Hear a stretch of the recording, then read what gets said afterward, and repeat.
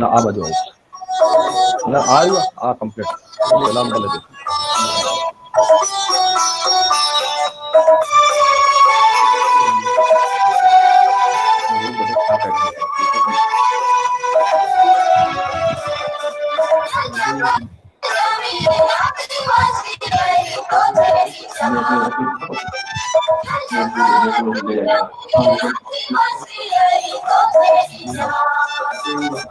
जागो आदिवासी जागो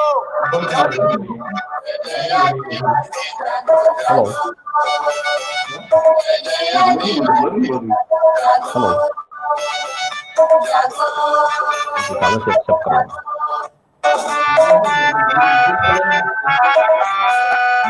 फिर भेज देता है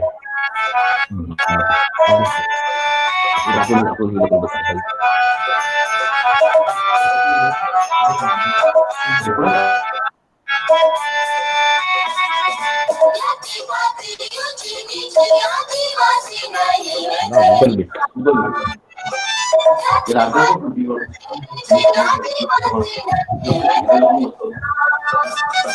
जागो आदिवासी जागो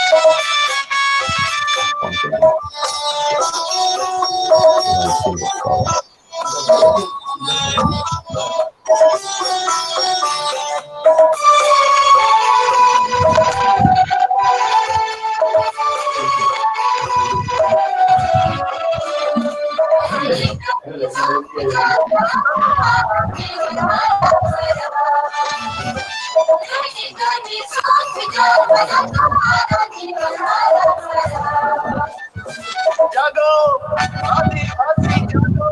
जागो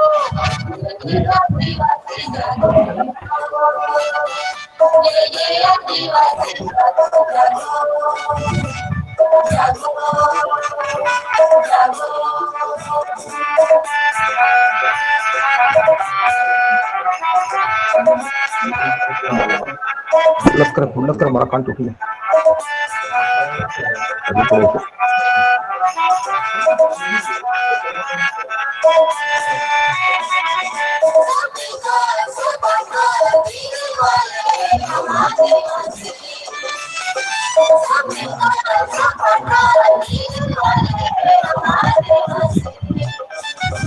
जागो आदिवासी जागो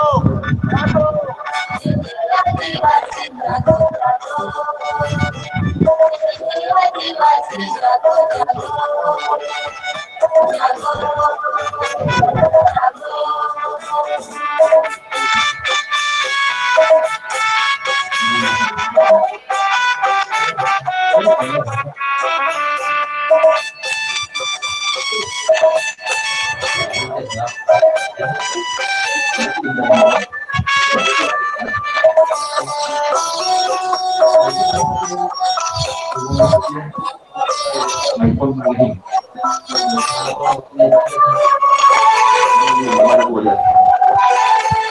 રાખવો પડે એન્ડ્રોઈડ એના ફોનમાં લફડા ઘણા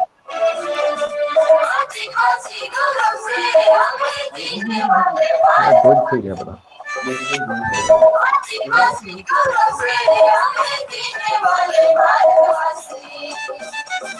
जागो आदिवासी जागो जागो जागो आदिवासी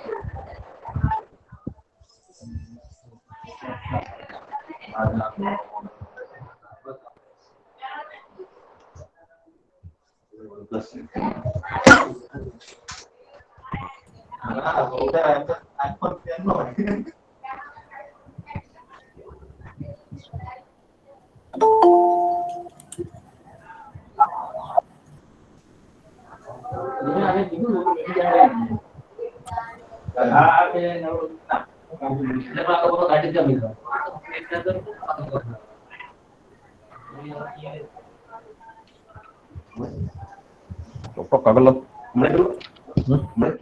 ના ના કોઈ પ્રશ્ન આવે તો મારે જોઈએ પ્રકાશ તારો માઇક આ તો મેં રાખેલું બીજું આ તો મારું લખેલું પ્રકાશ ઓન છે નાવ ઓન કર્યું yes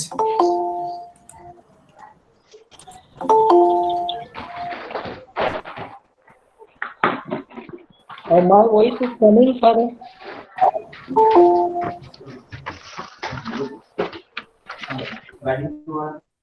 okay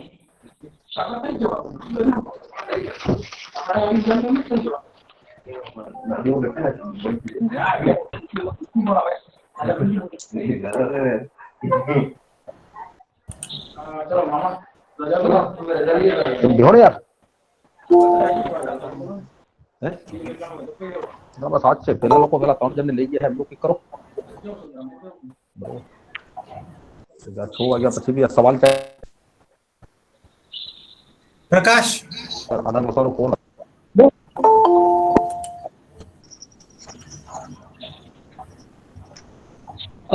yes Dharmesh bhai ચાલો કરીએ yes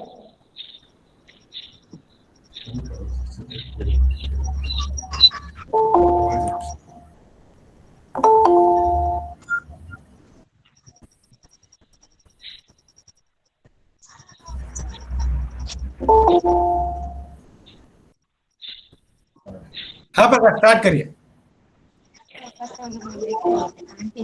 તો આજે આદિવાસી વેબ સપ્તાહનો 4થો દિવસ અને વિષય છે આદિવાસી યુવા જગત હું પ્રકાશ ચૌધરી સર્વને જય આદિવાસી સાથે સ્વાગત કરું છું બધાને આવકારું પહેલા 3 દિવસે આપણે કે અલગ અલગ વિષયો ઉપર આપણા સમાજના આગેવાનો આપણી સાથે જોડાયા અને ખૂબ જ મહત્વપૂર્ણ ચર્ચાઓ થઈ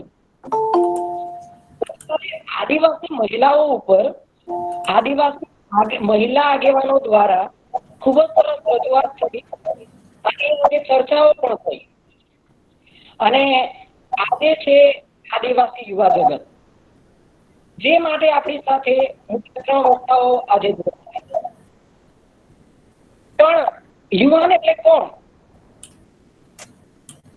યુવાન એને ઘોડાથી થનગનાટ હોય યુવાન એને કહેવાય જેનામાં લગ્ને પણ આપવાની શક્તિ હોય.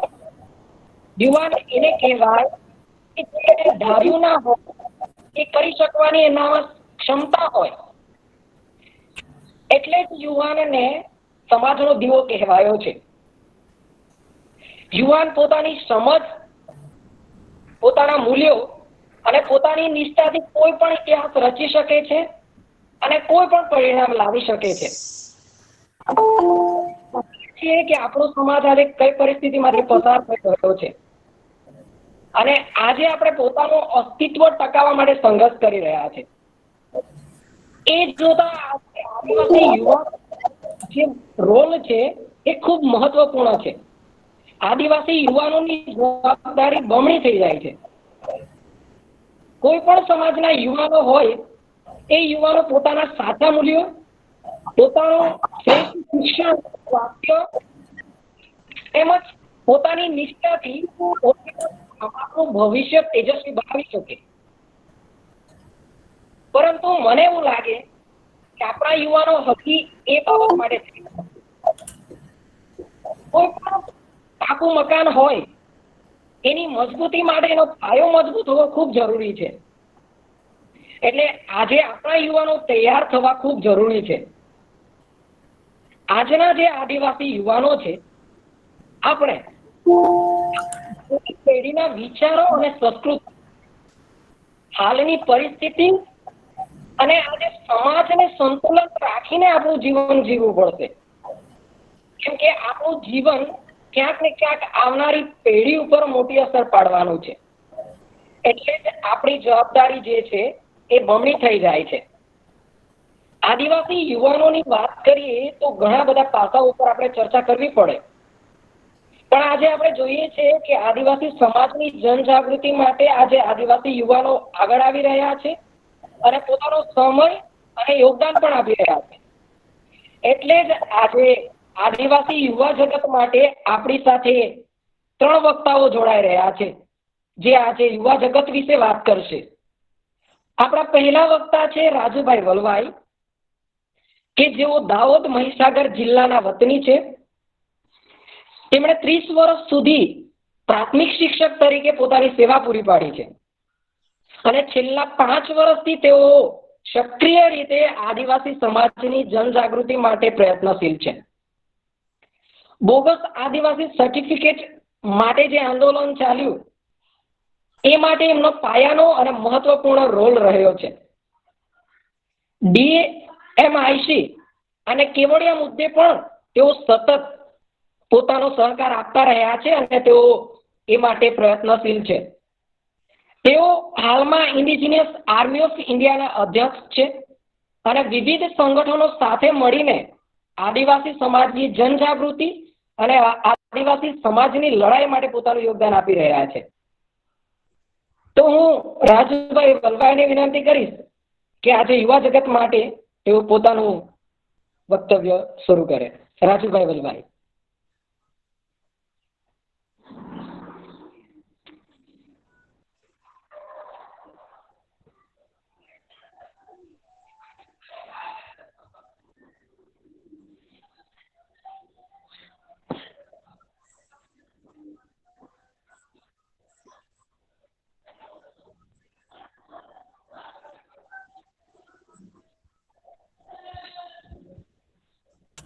સર તમારું માઇક બંધ છે.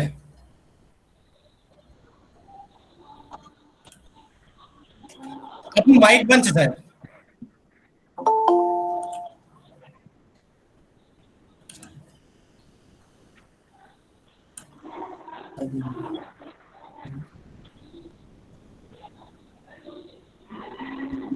રાજુભાઈ આપનું માઇક બંધ છે.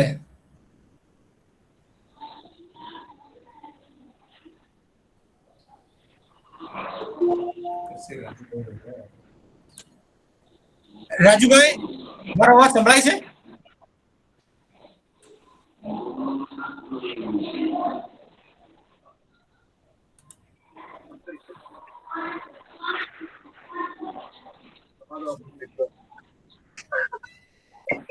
રાજુભાઈ આપનું માઇક બંધ છે.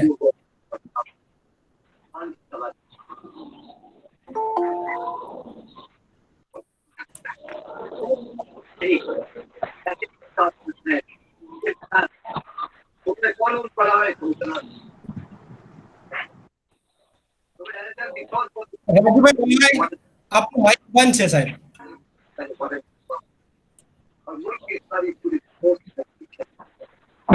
રાજુભાઈ વલવાઈ સાહેબ, આપનું માઇક બંધ છે, ઓન કરશો?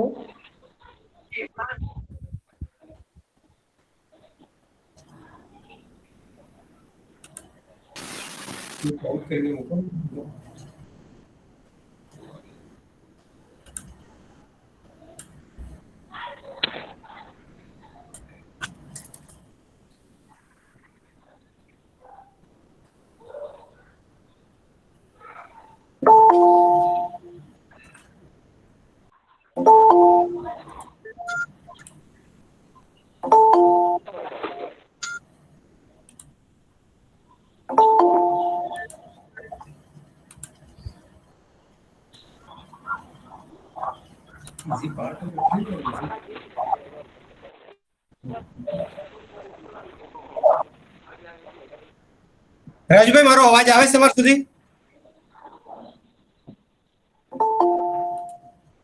હેલો.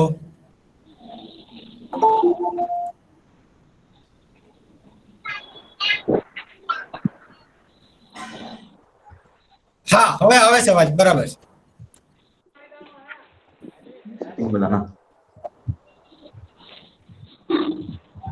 રાજુભાઈ, હવે બોલી શકો. और क्या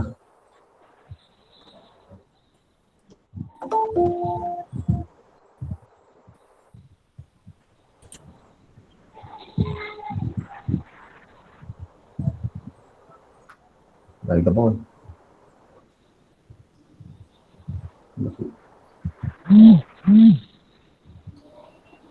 खाली टच कर રાજુભાઈ, આપનો સમય શરૂ થયો છે, આપ પોતાનું વક્તવ્ય અત્યારે ચાલુ કરી શકો છો.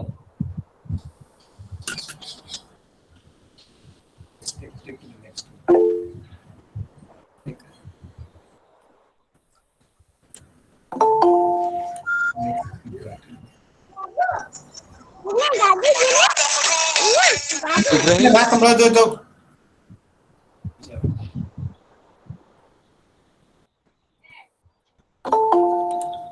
રાજુભાઈ, તમારો માઇક સ્ટાર્ટ જ છે, અનમ્યુટ જ છે, તમે તમારું વક્તવ્ય શરૂ કરી શકો છો. રાજુભાઈ વલવાઈ.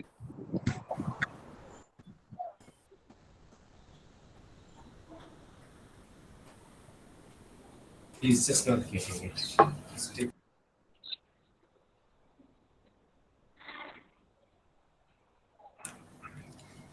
પ્રકાશ, બીજા વક્તાથી શરૂ કરો ત્યાં સુધી રાજુભાઈ સેટ થશે. પ્રકાશ, યસ યસ. બીજા વખતે આકાશ પોયામથી શરૂ કરો, આકાશ પોયામથી શરૂ કરો ત્યાં સુધી રાજુભાઈ સેટ થશે. યા, ઓકે. ઓકે.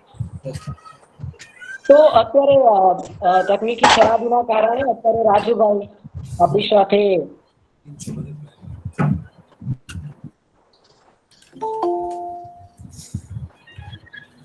યસ. રાજુભાઈ, અવાજ આવે છે મારો?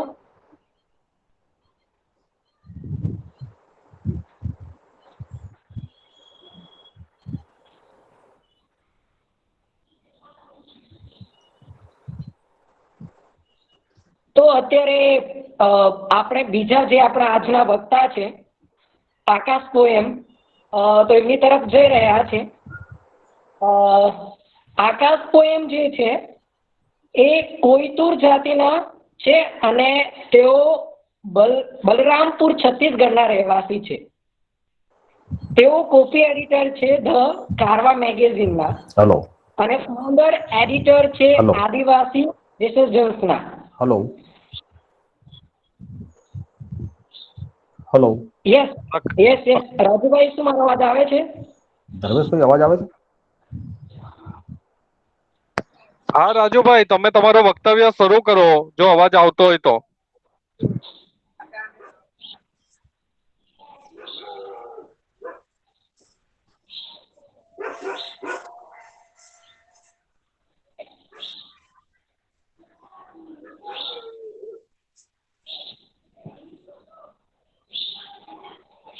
તો અત્યારે આપણી સાથે બીજા જે વક્તા છે આકાશ પોયમ, આપણે એમની તરફ અત્યારે જઈ રહ્યા છે।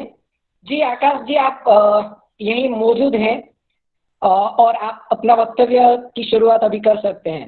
आकाश जी।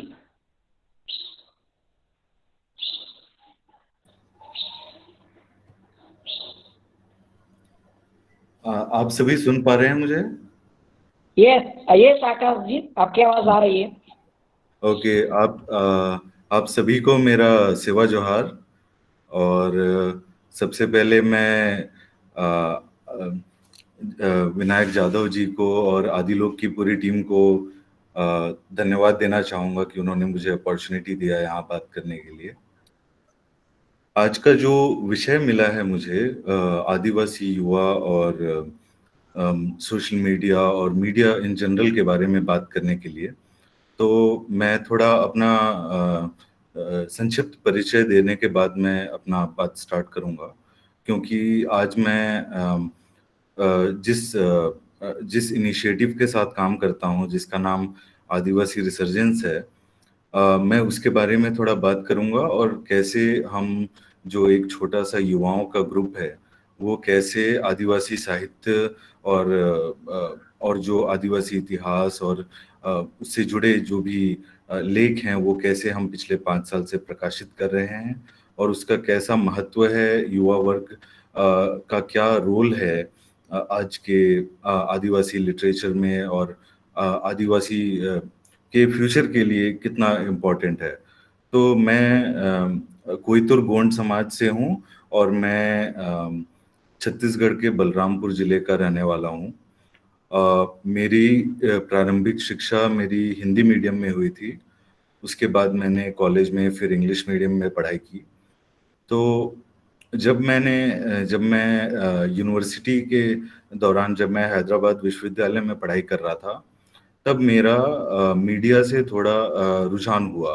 वो रुझान इसलिए हुआ क्योंकि मैं जब भी इंटरनेट पे या न्यूज़पेपर पे कहीं भी मैं अगर आदिवासी मुद्दे से जुड़ा या आदिवासी समाज से जुड़ा कोई भी अगर न्यूज़ पढ़ता था, तो वो हमेशा एक उसको बोलेंगे एक विक्टिम नैरेटिव रहता था। एक ऐसा उसमें ऐसा दर्शाया जाता है आदिवासियों को कि वो आदिवासी एक कमजोर और एक लाचार समुदाय है, जो कि बहुत सारी यातनाओं और एक्सप्लॉयटेशन को झेल रहा है, डिस्क्रिमिनेशन को झेल रहा है। हाँ, जहाँ तक कि ये बात सही है कि आदिवासी समाज बहुत ही एक्सप्लॉयटेशन को झेल रहा है और आज इतना डिस्क्रिमिनेशन फेस कर रहा है, लेकिन इन ज़्यादातर मुख्यधारा के समाज के जो समाचार थे, उन्होंने वो कभी भी इसको एक एम्पावरिंग स्टोरी जैसा नहीं बताते हैं। एम्पावरिंग एक ऐसा स्टोरी नहीं बताएंगे कि जहाँ पे संघर्ष की बात हो। तो मैं एक छोटा सा उदाहरण दे रहा हूँ। जैसे मैं छत्तीसगढ़ से आता हूँ और वहाँ दंडकारण्य रीजन में, बस्तर रीजन में, बस्तर क्षेत्र में जिस तरीके के अत्याचार होते हैं आदिवासियों पर वहाँ पे पुलिस कर्मियों द्वारा और माओइस्ट के द्वारा, तो इन सब घटनाओं के बाद आदिवासियों को जिस तरीके से पेश किया जाता है, वो ऐसा है कि आदिवासी बेसहारे हैं, लाचार हैं, एटसेट्रा एटसेट्रा। लेकिन आप जब आप समाज से गंभीरता से एंगेज करते हैं, जब आप फील्ड पे जाते हैं, तो आपको रियलाइज होता है कि आदिवासी समाज सदियों से, सालों से अपनी लड़ाई लड़ रहा है खुद से। ये एक देखने का नजरिया है।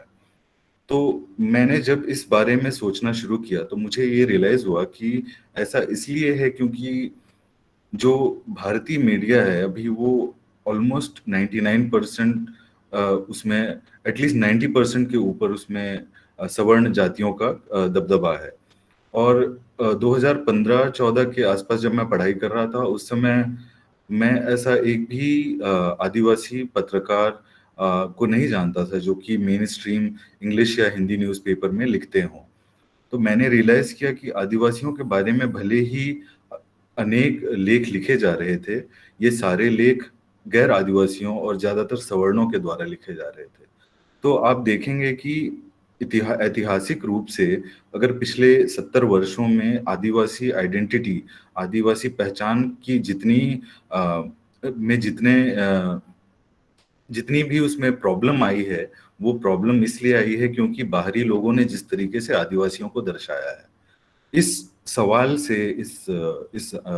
इस रियलाइजेशन से मुझे ये मुझे ये रियलाइज हुआ कि बहुत जरूरत है कि आदिवासी समाज खुद अपनी स्टोरी बताए, और जो कि मुझे लगा कि यहाँ पे बहुत ज्यादा कमी थी। बट फिर मैंने जब अपना खुद थोड़ा शोध किया तो मुझे पता चला कि ऐसा नहीं है कि आदिवासी बोल नहीं रहे हैं या लिख नहीं रहे हैं। अगर मैं सिर्फ अपने ही समाज की बात करूं तो 1985 से गोंड समाज में, कोयतुर समाज में गोंडवाना दर्शन नाम का पत्रिका प्रकाशित हो रहा था। उसके पहले भी 1920 1950 के दशक में भी गोंडी भाषा से जुड़ी, गोंडी ग्रामर से जुड़ी कई सारी साहित्यिक लेख प्रकाशित हो रहे थे। तो जब मैंने इन सारी चीज़ों को समझना शुरू किया तो मुझे रियलाइज़ हुआ कि एटलीस्ट अभी हम इंटरनेट के दौर में जब आप देखते हैं तो ऑनलाइन में आप चले जाएं, आप आदिवासी शब्द टाइप करें गूगल में और न्यूज़ सर्च करें तो आपको हज़ारों न्यूज़ आर्टिकल मिलेंगे आदिवासी समाज के बारे में। लेकिन आप अगर किसी भी आर्टिकल में अगर आप क्लिक करके जाते हैं तो आप पाएंगे कि उनका लेख ज़्यादा से ज़्यादा चांस है कि वो नॉन ट्राइबल होगा। लेकिन यही बात मैंने नोटिस किया कि अगर आप दलित समाज की बात करते हैं तो उनमें इतनी जागरूकता है, उनमें इतना ब्राह्मणवाद के खिलाफ एक उनकी जो आइडियोलॉजिकल सोच है वो इतनी अच्छी है वो कि वो आज अगर मेन स्ट्रीम मीडिया में दलित इशू पे अगर कोई लेख लिख रहा है तो वहाँ के संपादक मजबूर हैं कि वो एक दलित पत्रकार से उस लेख को लिखवाएं। लेकिन आप देखेंगे कि अगर मेन स्ट्रीम मीडिया में बात करें आदिवासियों की तो आज आदिवासी उस स्थिति में भी नहीं है कि जो मेन स्ट्रीम न्यूज़ मीडिया के संपादक हैं वो आदिवासी पत्रकारों को खोजें।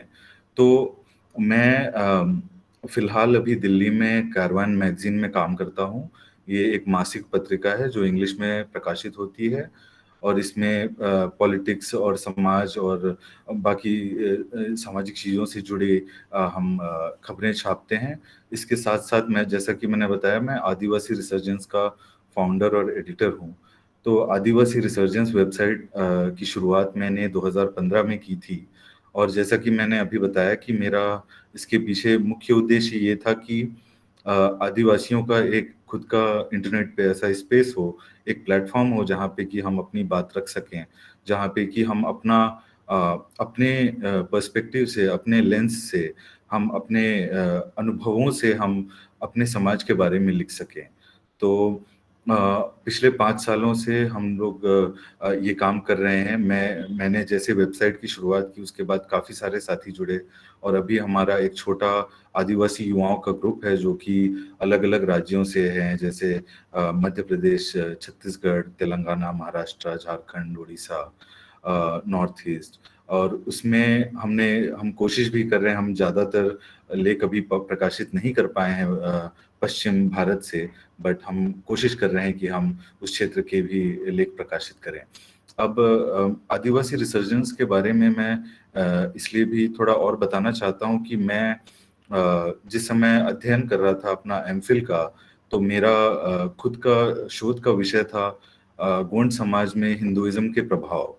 तो मैं अपने जिले, अपना क्षेत्र जो सरगुजा क्षेत्र है मेरा छत्तीसगढ़ का, वहाँ पर मैं शोध कर रहा था कि 1910-1920 के बाद अंग्रेजों के समय में और अंग्रेजों के जाने के बाद आरएसएस और कांग्रेस के द्वारा किस तरीके से अन्य धर्मों का प्रचार प्रसार किया गया आदिवासी समाज में। जब मैं इस विषय को लेकर शोध करने शुरू किया तो मैंने रियलाइज किया कि मैं अपने ही बुजुर्गों से, अपने दादा से, अपने गांव के और बुजुर्गों से इंटरव्यू लेने लगा और मुझे रियलाइज हुआ कि अपने ही लोगों के कहानियों में इतनी गंभीर इतिहास छुपे हुए थे जिसको कि जब मैं रिकॉर्ड करके लिख पाया तो मुझे तब मैं अपना शोध खत्म कर पाया। इस अनुभव ने मुझे ये रियलाइज कराया कि आज का जो युवा वर्ग है उसके लिए अपने जो मौखिक इतिहास है, जो ओरल हिस्ट्री है, अपने जो फोक लिटरेचर है, उसको डॉक्यूमेंट करना, उसको लिखना, उसको संरक्षित करना और उसका आर्काइविंग करना, संरक्षण करना कितना ज़रूरी है। और इन सारी चीज़ों को ध्यान में रखते हुए हमने आदिवासी रिसर्जेंस की शुरुआत की थी।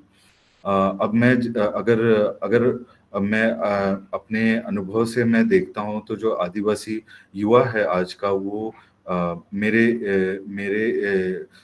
मेरे अंदाजे से वो बहुत ही अभी जागरूक है। अगर आप देखेंगे तो मेरी इसमें फिर भी लिमिटेड जानकारी है, लेकिन मैंने थोड़ा बहुत शोध किया गोंडवाना गणतंत्र पार्टी और गोंडवाना आदिवासी स्टूडेंट्स यूनियन जो है मध्य प्रदेश में, उसके साथ ही मैंने थोड़ा बहुत जानकारी इकट्ठी की कि कैसे भील युवा विद्यार्थी मोर्चा और भीलिस्तान टाइगर सेना की जो राजनीति है वो कैसे जुड़ी हुई है। और इस तरीके से मैं समझता हूँ कि जो आज आदिवासी युवा छात्र संगठन जो भूमिका निभा रहे हैं आदिवासी पॉलिटिक्स में, वो बहुत ही महत्वपूर्ण है। लेकिन उसमें मुझे एक छोटी सी कमी नजर आती है, जो है ये कि हम अपने समाज का अगर हम डॉक्यूमेंटेशन की बात करते हैं, आर्काइविंग की बात करते हैं, अपने खुद के इतिहास के लिखने की बात करते हैं, तो हम उसमें काफी पीछे छूटे हुए हैं। हालांकि हम इसमें बहुत सारे फैक्टर्स हैं, क्योंकि अभी का जो हमारा जनरेशन है वो ज़्यादातर फर्स्ट जनरेशन, सेकंड जनरेशन है, जो कि आज स्कूल या कॉलेज में जा पाया है। और इसलिए इस मौखिक इतिहास को संरक्षित करने का, इस मौखिक इतिहास को लिखने का जो बोझ है, जो भार है, वो युवा वर्ग को खासकर उधर ध्यान से उठाना पड़ेगा, ऐसा मेरा मानना है। क्योंकि अगर आप देखते हैं पिछले 70 सालों में, पिछले 100 सालों में ब्राह्मणवाद ने वो चाहे कांग्रेस का हो या चाहे आरएसएस का हो, बीजेपी का हो, इसने आदिवासी संस्कृति और आदिवासी इतिहास को पूरी तरह से इनविजिबलाइज कर दिया है, पूरी तरह से उसको मिटा दिया है।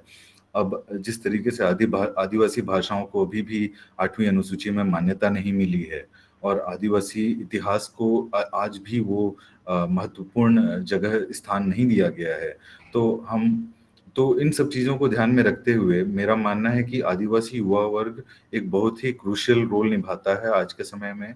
और अगर आप सोशल मीडिया और इंटरनेट के माध्यम को देखेंगे, तो आज सोशल मीडिया ने हमें एक ऐसा प्लेटफॉर्म प्रदान किया है कि हम वहाँ पे एक दूसरे से इंटरेक्ट कर सकते हैं। जैसा कि आज मुझे बहुत खुशी है कि मैं आप सभी से अपने के सामने अपनी बात रख पा रहा हूँ।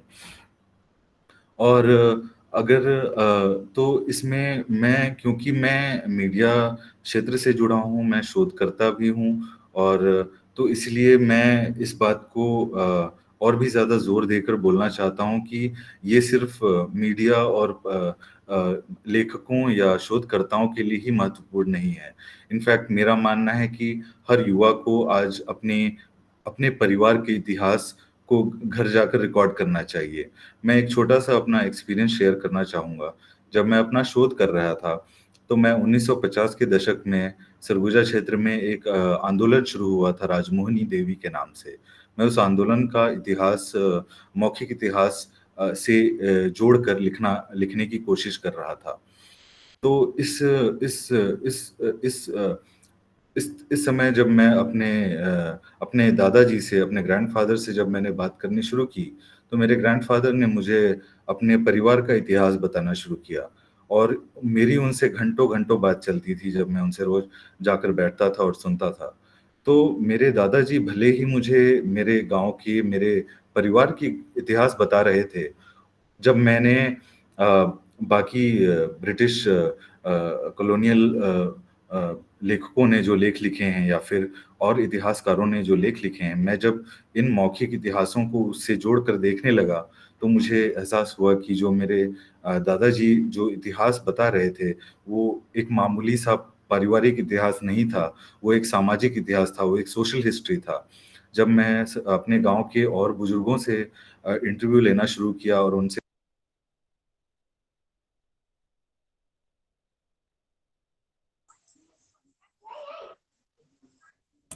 आकाश जी, आपका माइक म्यूट हुआ।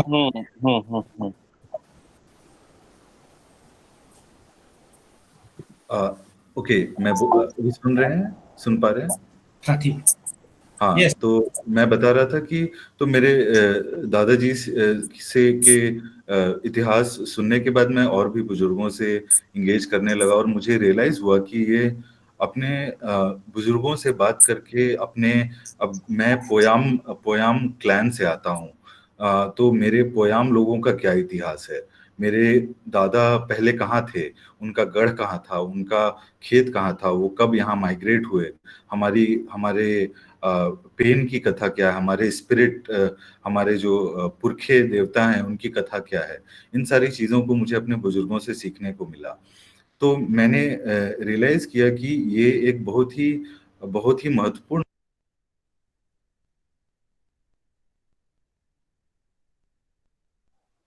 કોઈ મ્યુટ કરી નાખે છે એમને, ધર્મેશ. અત્યારના ટાઈમ ધર્મેશ, અને અત્યારે આપણે વિદ્યાર્થીઓને આ જ પ્રોવાઈડ કરવું જોઈએ. આકાશભાઈ આપ. हाँ, सुन पा रहे हैं, वो हाँ म्यूट हो हाँ जा रहा है, हाँ, मैंने म्यूट नहीं किया नहीं है। कोई कर रहा है, कोई हाँ कर रहा है, आप चालू रखिए.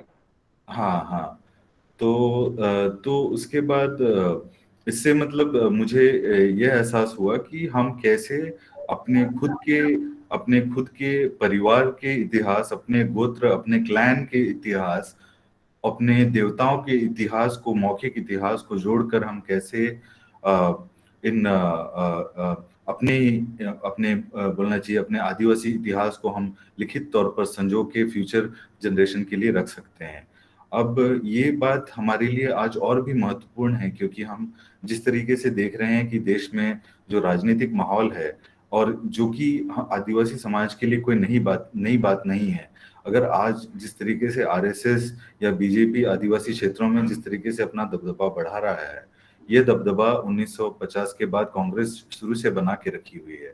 अगर आप देखेंगे तो आदिवासी क्षेत्रों में आरएसएस की स्कूल्स 1950-1940 से खोल दिए गए थे। तो इन सारी चीजों को मद्देनजर रखते हुए हमें ये बहुत ही इसको गंभीरता से लेने की जरूरत है कि हमारा इतिहास हमें लिखना क्यों जरूरी है। अगर आज बिरसा मुंडा के बारे में, अगर आज कुमरम भीम के बारे में, तात्या भील के बारे में या रानी दुर्गावती के बारे में और बाकी आदिवासी हमारे जो पुरखे हैं उनके बारे में अगर इतिहास नहीं है इंटरनेट सर्च करने पे, तो उसका कारण ये है कि 70 सालों से जो हमारे बारे में लिख रहे थे उन्होंने उसको इनविजिबलाइज किया है और इस पे दोष उनको नहीं दिया जा सकता क्योंकि ये जिम्मेदारी हमारी है कि हम अपनी कहानी अपनी खुद की कलम से लिखें और अपनी कहानी खुद के शब्दों में, खुद के अनुभवों से लिखना इसलिए भी महत्वपूर्ण है क्योंकि ये एक डिफरेंट पर्सपेक्टिव सामने प्रस्तुत करता है। अगर आप नजर डालेंगे कि किस तरीके से, मान लीजिए अभी जैसे आप गुजरात में जो स्टैच्यू ऑफ डेवलपमेंट के बारे में जिस तरीके से मीडिया रिपोर्ट नहीं कर रहा था या फिर उनका पूरी तरीके से साइलेंस था, वो यही दर्शाता है कि उनमें एक आदिवासियों के प्रति उनमें कोई मतलब वो आदिवासियों को जिस तरीके से एक इनह्यूमन, डिह्यूमनाइज वे में देखा जा रहा था वो आज भी देखा जाता है और इसकी इसलिए जरूरत है कि आदिवासी युवा एक इंटेलेक्चुअल जो बोलना चाहिए एक दार्शनिक और वैचारिक सोच की ओर बढ़े और इस वैचारिक सोच की महत्वपूर्ण है कि हम डॉक्यूमेंटेशन अपना जो समाज का लिटरेचर है और इतिहास है उसको हम कंटिन्यूअसली डॉक्यूमेंट करते रहें। मैं एक दूसरा छोटा सा जी मैं यहाँ पे आपको रोकना चाहूंगा। अगले 2 मिनट में आपको आपकी बात रखनी होगी, इसके बाद हम लोग दूसरे वक्ता को अपना समय देंगे। जी जी जी, थैंक यू। तो मैं बस अपनी बात ये कहकर खत्म करना चाहूंगा कि आज का जो युवा वर्ग है वो बहुत ही केपेबल है और बहुत ही जागरूक है, जो कि आप चाहे मीडिया हो, फिल्म हो, गाने हो, आप यूट्यूब पे देख लें या फिर अलग अलग माध्यम से जैसे युवा अपने अपने पॉलिटिक्स को, अपने आइडियोलॉजी को वो अपना असर्ट कर रहे हैं, अपने आदिवासी पहचान को लेके गर्व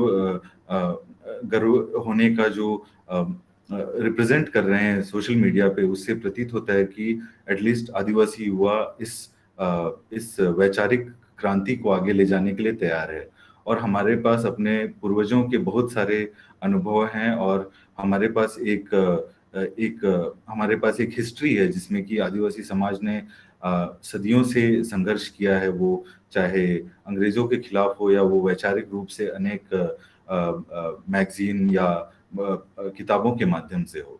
तो मैं इतनी सी बात कह के अपनी विराम देना चाहूंगा। अगर आपको कुछ सवाल होंगे तो आप प्लीज कमेंट सेक्शन में पूछ सकते हैं। धन्यवाद। जोहार। यस, धन्यवाद आकाश जी। दो तीन चीजें जो आपने कही वो बहुत ही जरूरी अभी है। वो है कि हमारी जो ओरल हिस्ट्री है, हमारा इतिहास जो रहा है वो मौखिक तौर पे हमारे पास मौजूद है, लेकिन आज के युवाओं को इसका डॉक्यूमेंटेशन करना बहुत ही जरूरी है, और ये बात आपने बहुत ही अच्छी तरह से रखी है। फिलहाल आप अभी हमारे साथ जुड़े रहिएगा, ताकि इस वेबिनार के अंत में जो भी सवाल पूछेंगे उसका हम लोग जवाब दे पाए। Thank you ji. યસ, તો અત્યારે આપણે આજના વેબિનારના બીજા જે વક્તાઓ છે એમના તરફ જઈ રહ્યા છે। જો રાજુભાઈ વલવાઈ અત્યારે આપણી સાથે હોય તો રાજુભાઈ વલવાઈને વિનંતી કરું છું કે તો પોતાનું વક્તવ્ય ચાલુ કરે। રાજુભાઈ વલવાઈ નો પરિચય આપણે જોઈ ચૂક્યા છીએ। હું અત્યારે એમને વિનંતી કરું કે આજે એમને આપેલ વિષય ઉપર અત્યારે એમની વાત અહીં મૂકીએ। રાજુભાઈ વલવાઈ।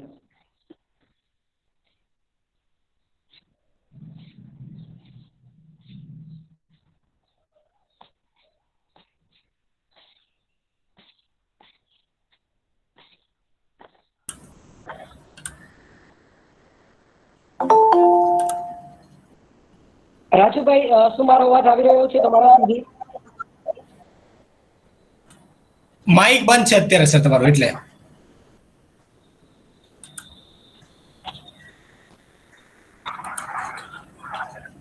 તમારું માઇક બંધ છે એટલે અવાજ નથી આવતો તમારો।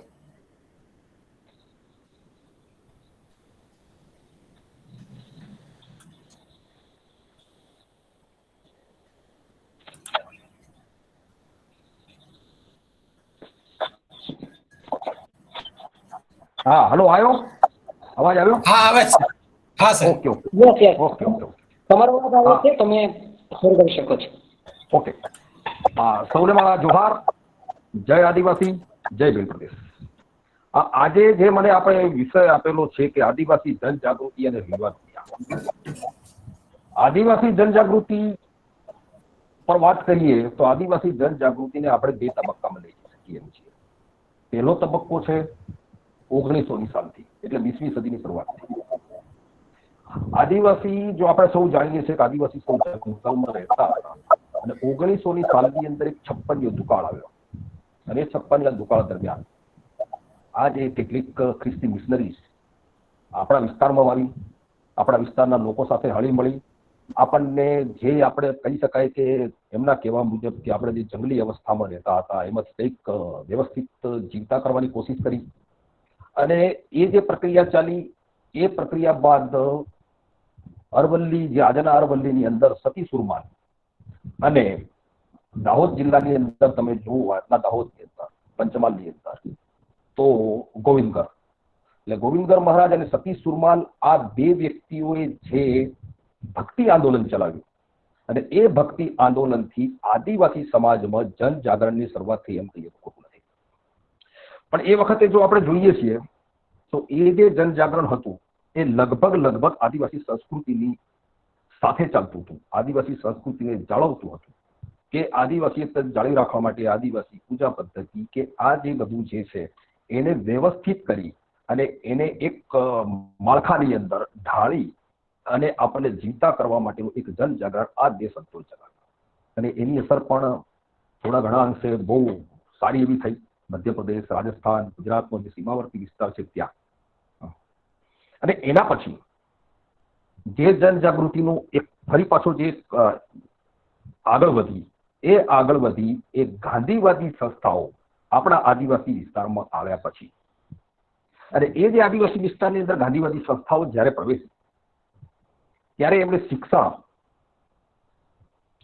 અને આર્થિક ઉન્નતિ થાય એ બાબતમાં એ લોકોએ ધ્યાન આપ્યું, પણ સાથે સાથે એમણે જે આપણને વ્યવસ્થિત જીવતા કર્યા છે, જેને કહેવાય કે સુધારવાની પ્રક્રિયા ચાલુ કરી, જંગલી અવસ્થામાંથી બહાર લાવવાની। એ જે જનજાગરણ આપણા વિસ્તારની અંદર ચાલુ કર્યું અને એની આડઅસર રૂપે આપણે આપણી સંસ્કૃતિ અને આપણો જે ધાર્મિક પરંપરા હતી એને આપણે ગુમાવી. પણ એ જનજાગૃતિની અસરો બહુ વ્યાપક હતી. ઠેર ઠેર આશ્રમ શાળાઓ ચાલુ કરવામાં આવી, સ્કૂલો ચાલુ કરવામાં આવી, છાત્રાલયો ચાલુ કરવામાં આવ્યા અને એ દરમિયાન આપણને ભણાવવામાં આવ્યા, શિક્ષણ આપવામાં આવ્યું. સામાજિક કેટલાક કુરિવાજો, જે દારૂ કે પછી માંસાહાર કે બીજા જે બધી આપણા સમાજની અંદર કુરિવાજો હતા એના માટેની જાગૃતિ લાવવામાં આવી, કુરિવાજો દૂર કરવા માટેની કોશિશ કરવામાં આવી અને આપણને શિક્ષિત કરવામાં આવ્યા. અને એ જનજાગૃતિનું પરિણામ એ આવ્યું કે એ સમયના એટલે આઝાદીની લડાઈના સમય દરમિયાનના જે આપણી જે પેઢી હતી, જે શિક્ષિત થયેલી પેઢી, એ શિક્ષિત થયેલી પેઢીએ આપણા વિસ્તારની અંદર, આપણા ગામડામાં જઈ અને જનજાગરણ ચાલુ કર્યું. અને એ જનજાગરણ જે થયું એ જનજાગરણ એક સુધારાવાદી જનજાગરણ તરીકે ઓળખાવી શકાય છે. ઓળખવામાં નહોતું આવતું પણ આપણે એને ઓળખાવી શકીએ. પણ મેં અગાઉ કીધું એમ કે એ જનજાગરણે આપણને સુધારવાની જે પ્રક્રિયા ચાલુ કરી, એ સુધારવાની પ્રક્રિયાએ આપણને આપણા આદિવાસીથી દૂર લઈ જવાનું કામ પણ કર્યું. જે શૈક્ષણિક સંસ્થાઓની અંદર આપણે શિક્ષણ આપવામાં આવતું હતું, એ શૈક્ષણિક સંસ્થાઓને એ સમયનું જે આઝાદીનું આંદોલન ચાલતું હતું એ આઝાદીના આંદોલનની અંદર આપણે જોડવાની કોશિશ કરી. સૌ ભારતીયો એક છે એમ કરીને આપણે આંદોલનમાં જોડાયા, અંગ્રેજો સામે લડ્યા, આઝાદી મેળવી અને આઝાદી પછી ફરી શિક્ષણની અંદર આ સંસ્થાઓએ જે કામ કર્યું એ કામ ખૂબ અગત્યનું હતું. આ સંસ્થાઓ સિવાય જે સરકારે પ્રાથમિક શાળાઓ ચાલુ કરી, એ પ્રાથમિક શાળાઓ કે ઉચ્ચ અભ્યાસના જે સંસ્થાઓ ચાલુ કરી, એ દરેકમાં આ જે જનજાગૃતિનું કામ કરવામાં આવતું હતું, એ જનજાગૃતિના કાર્યની અંદર માત્ર ને માત્ર જે ભારતીય સંસ્કૃતિના નામે, જે ભારતની સર્વમાન્ય આર્ય સંસ્કૃતિ કો, બ્રાહ્મણી સંસ્કૃતિ કો, હિન્દુ સંસ્કૃતિ કો, એ સંસ્કૃતિની અંદર આપણને ઢાળવાની કોશિશ આ જનજાગરણ મારફતે કરવામાં આવી. એ સમય દરમિયાનના જે વડીલો છે અત્યારે કદાચ જોઈ રહ્યા હશે, એ સમય દરમિયાન હું અભ્યાસ કરતો હતો 1972 ની અંદર મેં શાળા જોઈન કરેલી. તો એ સમય દરમિયાન પણ આપણને શિક્ષણ આપવામાં આવતું હતું. રામની કથા કહેવામાં આવતી, કૃષ્ણની કથા કહેવામાં આવતી હતી, સબરીની કથા કહેવામાં આવતી હતી, એકલવ્યની કથા કહેવામાં આવતી હતી. પણ આપણા જે કોઈ આપણા આદિવાસીના જે કોઈ વીર પુરુષો હતા, આપણી જે સંસ્કૃતિ હતી, આપણી જે ધાર્મિક પરંપરા હતી, એના વિશે કોઈ વાત કરવામાં આવતી.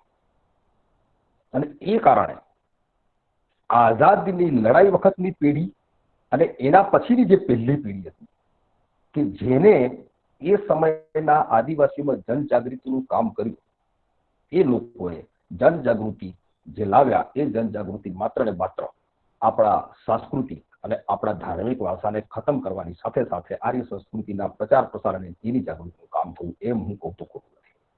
અને એના ભોગ બધા બનેલા છે, હું પોતે પણ બનેલો છું. એટલે આ જે તબક્કા ચાલ્યા, એ તબક્કા દરમિયાન આપણે કોશિશ કરી, એ લોકોએ જે કોશિશ કરી એ આપણને સુધારવાની કોશિશ કરી. આપણે જે દોડ લગાવી એ સુધારવાની દોડ લગાવી અને એ દરમિયાન આપણે શિક્ષિત થયા, એમાં બી કોઈ શંકા નથી. આર્થિક રીતે સંપન્ન થયા, સરકારી નોકરીઓ મેળવતા થયા. આ જે બધાના કારણે આપણે સારી રીતે ખેતી કરતા થયા, દૂધ ઉત્પાદન કરતા થયા. ઇવન એમ કહી શકાય કે આપણે એક વ્યવસ્થિત જીવન ધોરણ જીવતા થયા. એટલે આ જનજાગૃતિ તો આપણામાં આવી, પણ એની સાથે સાથે સૌથી મોટું જો આપણે નુકસાન કર્યું હોય તો આપણી સંસ્કૃતિ અને આપણી ધાર્મિક પરંપરા. પણ જ્યારે આ ઇન્ફોર્મેશન ટેકનોલોજી જ્યારે આવી, ઇન્ટરનેટ સુલભ બન્યું, લોકોના હાથની અંદર સ્માર્ટફોન સુલભ બન્યા, એક સામાન્ય વ્યક્તિ પણ જ્યારે સ્માર્ટફોનનો ઉપયોગ કરતો હતો, સોશિયલ મીડિયા, એ દરમિયાન માહિતીનો જે વિસ્ફોટ થયો અને આપણા વિશેની જે આપણે જાણકારી નહોતા જાણતા એ જાણતા થયા. આદિવાસી વિશે જે સૌથી વધારે જે સારું એવું જાણતા હતા, સારો એવો જેને અભ્યાસ કર્યો હતો, એ લોકોના સંપર્કમાં આપણે આવતા થયા. અને એના પછી જે આ 21મી સદીના બીજા દાયકાની અંદર જે આપણી જનજાગૃતિનું અભિયાન ચાલ્યું, જે આજે પણ ચાલુ છે, એ એક એવું જનજાગૃતિનું અભિયાન છે કે જે આપણે છોડી દીધું હતું એ મૂળ તરફ પાછા જઈ રહ્યા છીએ. અને આજે એ જનજાગૃતિના કારણે આપણે જોઈએ છીએ કે આજનો નવો યુવા વર્ગ ફરી પાછો પોતાની સંસ્કૃતિને અપનાવતો થયો છે, આપણા પોતાના હક અધિકારની વાત કરતો થયો છે, પોતાની ધાર્મિક પરંપરા તરફ પાછો વળતો થયો છે. એટલે આ એક સૌથી મોટો ફાયદો આપણને આજે બીજા તબક્કાની જનજાગૃતિનું કામ આપણા વિસ્તારમાં ચાલુ થયું એનું આ અને એ જનજાગૃતિ આશા રાખીએ છીએ કે ખૂબ વ્યાપકપણે થાય અને થઈ રહી છે. આજે જે અત્યારે આપણી આગલી પેઢીના મતલબ કે જે લોકો 50 વર્ષથી ઉપરની ઉંમરના જે આદિવાસી શિક્ષિત લોકો છે, જે પોતે આર્ય સંસ્કૃતિની અંદર રંગાઈ ગયા છે, પોતાની આદિવાસી સંસ્કૃતિને છોડી દીધી છે, પોતાની ધાર્મિક પરંપરાને છોડી દીધી છે, પણ એના બાળકોને જો આજે આપણે જોઈએ છે, આજના જે યુવા વર્ગને જોઈએ છે, તો ફરી પાછો પોતાની સંસ્કૃતિ અપનાવી રહ્યો છે. અને આજના જનજાગરણનું સૌથી મોટું ફળ આપણને મળ્યું છે. આની અંદર હું ખાસ કરીને જો વાત કરું તો આપણા જે ગુજરાત, રાજસ્થાન, મધ્યપ્રદેશ અને મહારાષ્ટ્રના જે સરહદી વિસ્તારના આદિવાસી છે, આપણે ભીલ કોમ્યુનિટી છે, એની અંદર આદિવાસી પરિવારે જે આમાં સૌથી વધુ કામ કર્યું છે એમ કહું તો ખોટું નથી. એટલે આ જનજાગૃતિ આપણા માટે વ્યાપક રૂપે ચાલી રહી છે અત્યારે. એના પછી જે આપણા હક અધિકારની વાતો હોય તો જે BTS જેવા સંગઠનો છે, છોટુભાઈ વસાવા જેવા જે આપણા હક અધિકાર માટે લડતા આપણા નેતા છે, અને એ લોકોએ છેલ્લા 30 વર્ષ દરમિયાન આપણા હક અધિકાર માટેની જે ઝુંબેશ ચલાવી, અને એ ઝુંબેશના પરિણામ સ્વરૂપ આજે આપણે ઘણા બધા લોકો, મોટા ભાગના આદિવાસી યુવાનો કે આદિવાસી લોકો પોતાના હક અધિકારને પણ જાણતા થયા છે. એવી રીતે ઘણા બધા અભિયાન ચલાવે છે. અત્યારે ગુજરાતની અંદર આપણે જોઈએ તો એટલા બધા આપણા નેતાઓ છે કે જે આપણા અધિકારની વાત કરી રહ્યા છે, અને યુવાનો એમની વાતને સાંભળી રહ્યા છે, પોતાનો અધિકાર માંગી રહ્યા છે, મેળવવા માટે પ્રયત્નો કરી રહ્યા છે. આ કઈ નાની સૂની વાત નથી. એટલે આ યુવાનોએ આજે આ જે જનજાગૃતિનું કામ ઉપાડ્યું છે, એ જનજાગૃતિનું કામ અત્યારે એ દિશાની અંદર જઈ રહ્યું છે કે આવનારા સમયની અંદર આ આદિવાસી ફરી પાછો જે પોતાના મૂળ સંસ્કૃતિ હતી, મૂળ ધાર્મિક પરંપરા હતી, એ બાજુ ફરી પાછો આવી રહ્યો છે અને પોતાના હક અધિકાર માટે લડવા માટે તત્પર છે. આ છેલ્લો તમને હું દાખલો આપું કે આપણે જે બોગસ આદિવાસી ઇસ્યુ માટે ગાંધીનગરની અંદર 1 મહિનો આંદોલન ચાલ્યું. એ આખું 1 મહિનાનું આંદોલન, આખું જે આંદોલન ચાલ્યું આપણા યુવાનોએ ચલાવ્યું છે. મોટી સંખ્યાની અંદર રોજે રોજ યુવાનો પોતાના હક અધિકાર માટે ત્યાં આવતા. એટલે આ કઈ નાની સૂની જાગૃતિની વાત નથી.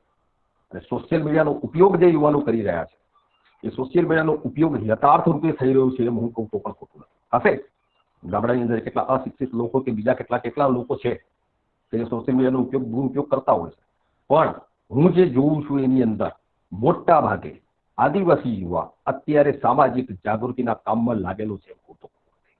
અને આ સામાજિક જાગૃતિના પરિણામ સ્વરૂપ આપણે 2015 થી જે એક મોટા પાયે 9મી ઓગસ્ટ વિશ્વ આદિવાસી દિવસ ઉજવવાનો ચાલુ કર્યો, અને જે 15 અને 16 ની અંદર જે આપણે ધામધૂમથી ઉજવ્યું એના અસર રૂપે એના પ્રચાર પ્રસાર જે સોશિયલ મીડિયામાં થયો, યુવાનો એના માટેની જે જાગૃતિ ફેલાવી, એના રૂપે આજે આપણે જોયું છે કે આખા દેશની અંદર લોકો ધામધૂમથી વિશ્વ આદિવાસી દિવસ મનાવી રહ્યા છે.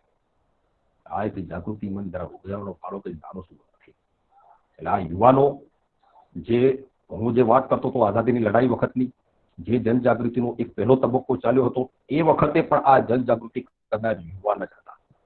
અને આજે પણ આ જ એક જેને કહેવાય કે જુવાળ ચાલ્યો છે આદિવાસી હક અધિકાર માટે, આદિવાસી સંસ્કૃતિને બચાવવા માટે, આદિવાસીની ધાર્મિક પરંપરાને બચાવવા માટે, આદિવાસીયત બતાવવા માટેનું જે આ જનજાગરણનું અભિયાન ચાલ્યું છે, એ અભિયાન પણ યુવાનોએ હાથમાં લીધેલું છે. યુવાનોને હું ખાસ કહીશ કે આ જનજાગૃતિનો ઉપયોગ પોતે રાજનીતિક રીતે પણ કરે. અત્યારે આ સમય દરમિયાન આપણને જો સૌથી મોટું જો નુકસાન જોયું કે સૌથી મોટી જો ખોટ વર્તાતી હોય તો આપણી રાજકીય સભાનતાની છે.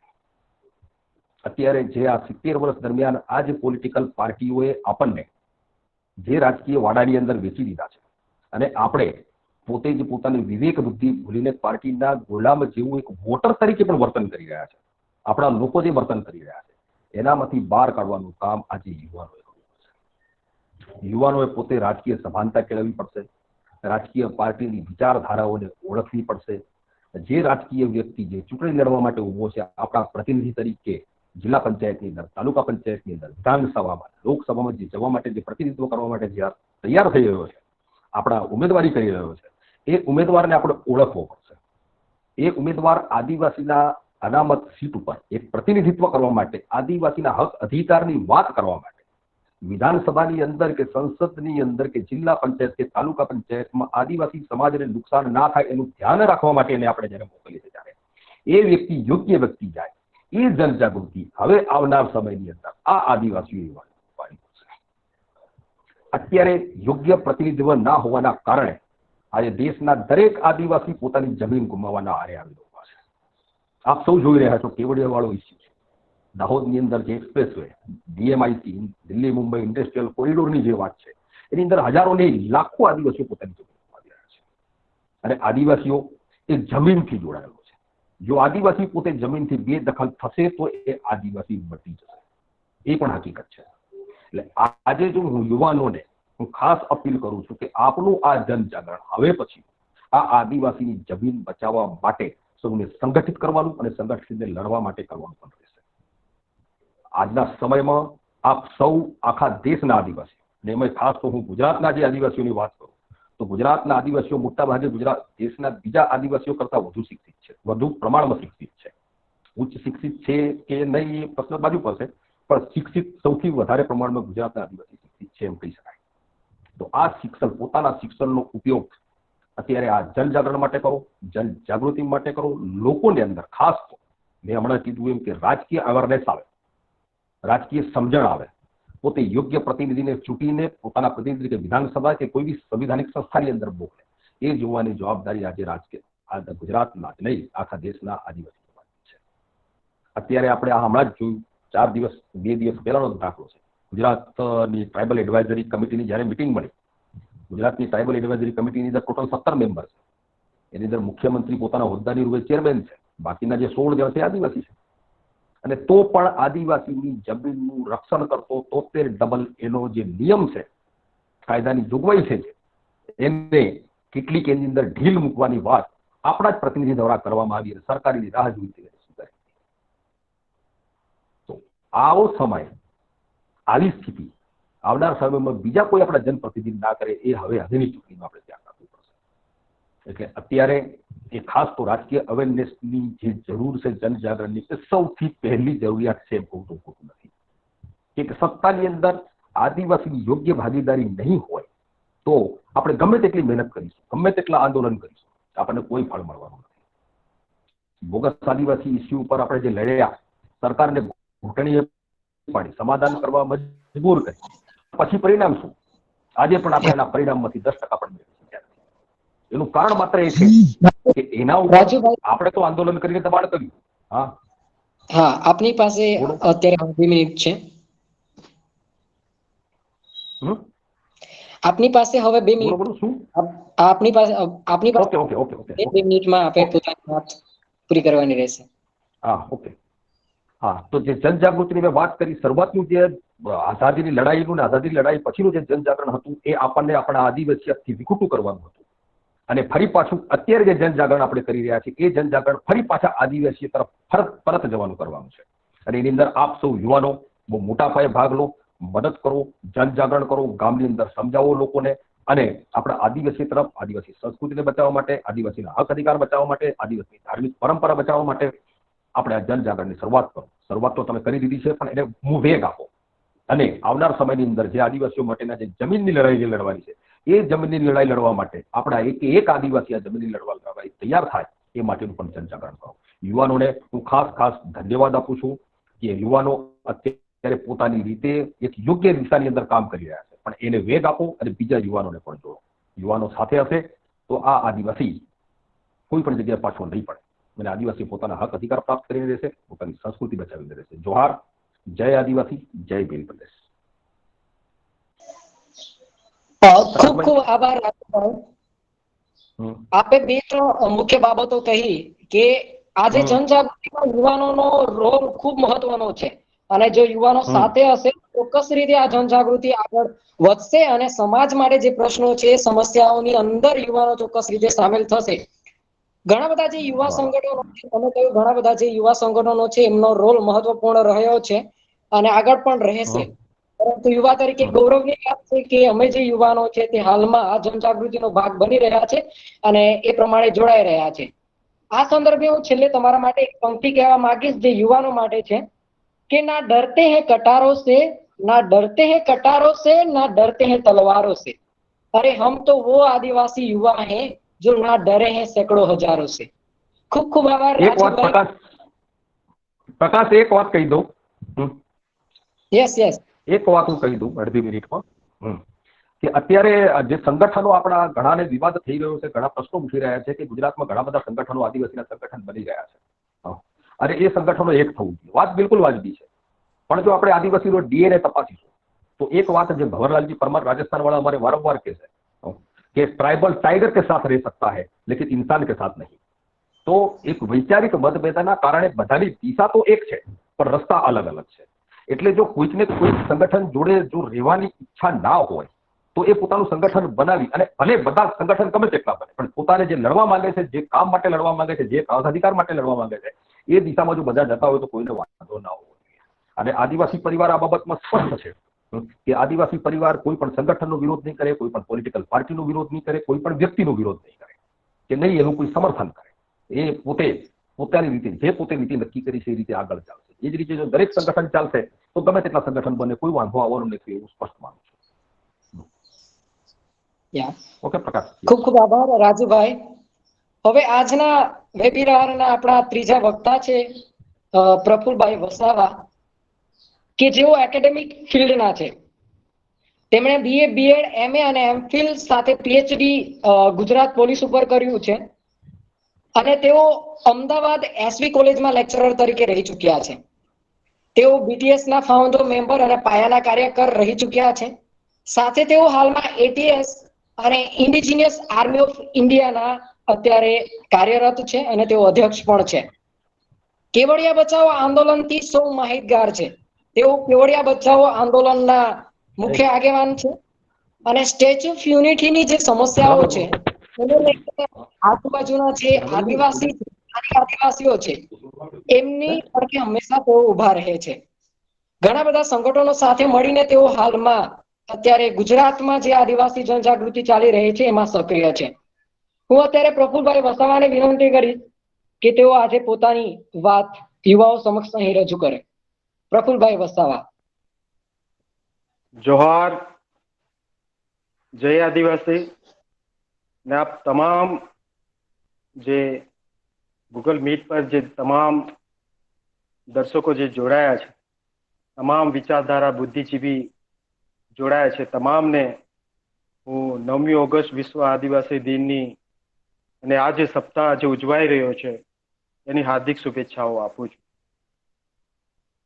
છેલ્લા કેટલાક વર્ષથી અને વિદ્યાર્થી જીવનથી આદિવાસીઓ અને જે અન્ય વિસ્તારોમાં જે રાજનીતિ ચાલી રહી છે એ બાબતે ઘણી ઊંડાણ સુધી યુવા સમયથી જ જોડાયો છું અને કેટલાક અનુભવો છેલ્લા 15 વર્ષથી મને રાજનીતિના અને આ જે આદિવાસીઓ સાથે જે રાજરમત જે રમાઈ રહી છે એના કેટલાક અનુભવો મને થયા છે, જે આપની સમક્ષ આજે હું વિચાર મારા રજૂ કરીશ કે આદિવાસીઓ શું રાજનીતિને સમજ્યા છે કે શું આપણા આદિવાસી નેતાઓ શું રાજનીતિને સમજ્યા છે? શું ચૂંટણી લડવી, ચૂંટણી જીતી જવી કે ચૂંટણી હારી જવી શું માત્ર આ જ રાજનીતિ છે? એટલે આપણે સૌ પ્રથમ તો રાજનીતિ શું છે એ પણ આપણા યુવાનોએ સમજવું પડશે. ભારતીય બંધારણમાં જ્યારે આદિવાસીઓના જનપ્રતિનિધિત્વ માટે 330 અને 332 ની અંદર વિધાનસભા અને લોકસભાની બેઠકો માટે 10 વર્ષના જે કરાર થયા તે આદિવાસીઓને પ્રતિનિધિત્વ વિધાનસભા અને લોકસભામાં પણ હોવું જોઈએ. તો આની અંદર વિધાનસભા અને લોકસભાની અંદર જ્યારે આદિવાસી પ્રતિનિધિત્વ જાય છે તો એમની ભૂમિકાઓ શું રહે છે એ પણ આપણે જોવું પડશે. કેમ કે વિધાનસભામાં જઈને આપણે આપણા જે પ્રશ્નો જે છે, આદિવાસીઓના જે પ્રશ્નો છે એ પ્રશ્નોની જે ગંભીરતાપૂર્વક વિધાનસભામાં કે લોકસભામાં જે બાબતો રજૂ થવી જોઈએ એ અંગે કેટલીક આપણી જે બેદરકારીઓ રહે છે એ બેદરકારીઓનો ભોગ આજે આખો આ સમુદાય પણ, આખો આદિવાસી સમુદાય આજે એનો ભોગ બને છે. કેમ કે આપણે કેટલીક આદિવાસી વિપક્ષી પાર્ટીઓ પણ હોય અને જે રૂલિંગ પાર્ટીઓમાં પણ જે MLA MP પણ છે. આજે એમણે ખુલીને જો આદિવાસી સમુદાય વિશે જો વાત કરવાની હોય, એના હક અધિકારની વાત કરવાની હોય, એના જે કંઈ એના જે બંધારણીય જે અધિકાર જે છે, એના જે રક્ષણ માટેના જે કાયદાઓ છે, એની સાથે જ્યારે કેન્દ્ર સરકાર કે રાજ્ય સરકાર એનું ઉલ્લંઘન કરતી હોય તો જે ખુલીને એનો વિરોધ કરવો જોઈએ, એ વિરોધ કદાચ આપણને જેટલો થવો જોઈએ એટલો જોવા નથી મળતો. આદિવાસીઓ આજે કોઈક સ્વતંત્ર રાજનીતિ પર જાય છે કે સ્વતંત્ર પોતાની રાજનીતિ ઊભી કરે છે પોતાની નિર્ણય શક્તિના આધારે, તો એને કેટલીક મર્યાદાઓ અને લિમિટેશનમાં એ રાજ્ય સરકાર, કેન્દ્ર સરકાર એને બાંધી દેતી હોય. એ પછી આપણા આદિવાસીઓ પર ખોટા કેસો કરીને કે પછી એમને જૂઠી રીતે અલગ અલગ રીતે એમને ઈડી કે પછી અલગ રીતે એમને ફસાવીને આદિવાસી રાજનીતિને ખતમ કરવાનો પ્રયાસ એ જ્યારથી ભારતની અંદર આ રાજકીય અને લોકશાહી દેશની અંદર જ્યારથી આવ્યું છે ત્યારથી જ આદિવાસી રાજનીતિને એ મહત્વ આપવામાં આવ્યું જ નથી. અને એના માટે જે આ ભારત દેશની જે મુખ્ય જે રૂલિંગ પાર્ટીઓ રહી છે, એ તમામ મુખ્ય રૂલિંગ પાર્ટીઓ આદિવાસી જે નેતૃત્વ જે છે એ નેતૃત્વને એટલી મહત્વ આપતી પણ નથી. તો હવે સવાલ એ છે કે જો આદિવાસી ને જનપ્રતિનિધિઓને જે પોતાને જે રૂલિંગ પાર્ટીઓ જે છે એ ત્યાં મહત્વ ના આપતી હોય કે અથવા આદિવાસી પાર્ટીઓનો રૂલિંગ પાર્ટી હોય કે વિપક્ષી પાર્ટી મુખ્ય જે પાર્ટીઓ છે એની અંદર એમનું એટલું ચાલતું ના હોય, તો પછી આપણા જે સમાજના જે પ્રશ્નો છે એને નિરાકરણ કેવી રીતે આવી શકે? તો એના માટે ખાસ કરીને આજનું જે સેશન છે કે જેની એના માટે જવાબદાર અને આપણે તમામ જે યુવાઓ છે એ યુવાનો પણ હવે રાજનીતિ સમજવી પડશે અને રાજનીતિક જે કૂટનીતિ આપણી સાથે જે ચાલી રહી છે એ કૂટનીતિ આપણે સમજીને આપણી આદિવાસી પ્રતિનિધિઓને એક બેકઅપ અને એ બળ પણ આપણે આપવાનું છે. અને એટલા માટે હાલ જરૂરી છે કે એના માટે એક સામાજિક જાગૃતિ આપણે જોઈએ છે કે હમણાં આપણા ત્યાં રાજનીતિ કેવી રીતે ચાલે છે કે જેવી રીતે આજે નેતા કંઈક કે આદિવાસી સમાજની અંદર નેતાઓ કે એવી રીતે સંગઠનો ચાલે અને સંગઠનો કે એવી રીતે સામાજિક ચળવળો ચાલે છે. પરંતુ આવું નહીં ચાલવું જોઈએ. મારે તો માનવું છે કે જે સમાજ કે એવું સંગઠનોએ કરવું જોઈએ અને જે સંગઠનો કે એવી રીતે નેતાઓ ચાલવું જોઈએ. કારણ કે હાલમાં કોઈ વ્યક્તિ વિશેષ દ્વારા આખા સમાજના નિર્ણયો થતા હોય અને માત્ર ઘણીવાર આપણે પણ હોઈએ કે જે કોઈ બી યુવા કે આપણે જ્યારે એક યુવા કોઈ બાબત માટે વિચારતો હોય અને સાથે સાથે 10, 15, 20 યુવાનો મળીને આપણે સામાજિક બાબતો અંગે વિચારતા હોઈએ તો એની અંદરથી ઘણા નવા વિચારો આવે છે. અને એવી રીતે આ જેવી રીતે આપણી જે રાજકીય જે આપણી જે બાબતો જે છે રાજકીય બાબતોની અંદર આદિવાસી સમાજની અંદર આપણા યુવાનોને આપણા સમાજમાં જે મેન્ટાલિટી જે ઘૂસી ગઈ છે કે નેતા એટલે કોણ? નેતા એટલે માત્ર એક તાલુકા પંચાયત કે જિલ્લા પંચાયતમાં ચૂંટાયેલો વ્યક્તિ કે ધારાસભ્ય કે પછી સાંસદ તરીકે ચૂંટાયેલો વ્યક્તિ? શું આપણી અંદર જે મેન્ટાલિટી જે છે કે નેતા એટલે માત્ર ને માત્ર એક પોલિટિકલ પાર્ટીમાંથી ચૂંટાયેલો વ્યક્તિ કાં તો કોઈ પાર્ટીએ જેને હોદ્દો આપ્યો છે એને એક નેતા તરીકે આપણે માનીએ. પરંતુ એક લીડરની પરિભાષા એ છે કે જે આપણા જે મૂળભૂત જે પ્રશ્નો છે, જે ગ્રામ્ય લેવલના જે પ્રશ્નો છે કે જેનાથી આપણે આદિવાસીઓની જે સંસ્કૃતિ છે, આપણા જે સંસ્કારો છે, આપણે રીત રિવાજ જે પરંપરાઓ જે છે કે આદિવાસી જે પ્રકૃતિ સાથે જળ જમીન અને જંગલ સાથે જે રહે છે અને એને બચાવવાની વાત કરીએ છીએ એને એટલું એના માટે જે સંઘર્ષ કરે છે એવા લોકોને એ નેતા તરીકેને અથવા એક લીડર તરીકેનું એક માન સન્માન આપવામાં હજી પણ આપણા સામાજિક સંગઠનો હોય કે પછી આપણો સમાજ હોય એટલે મેન્ટલી પ્રિપેર થયો નથી.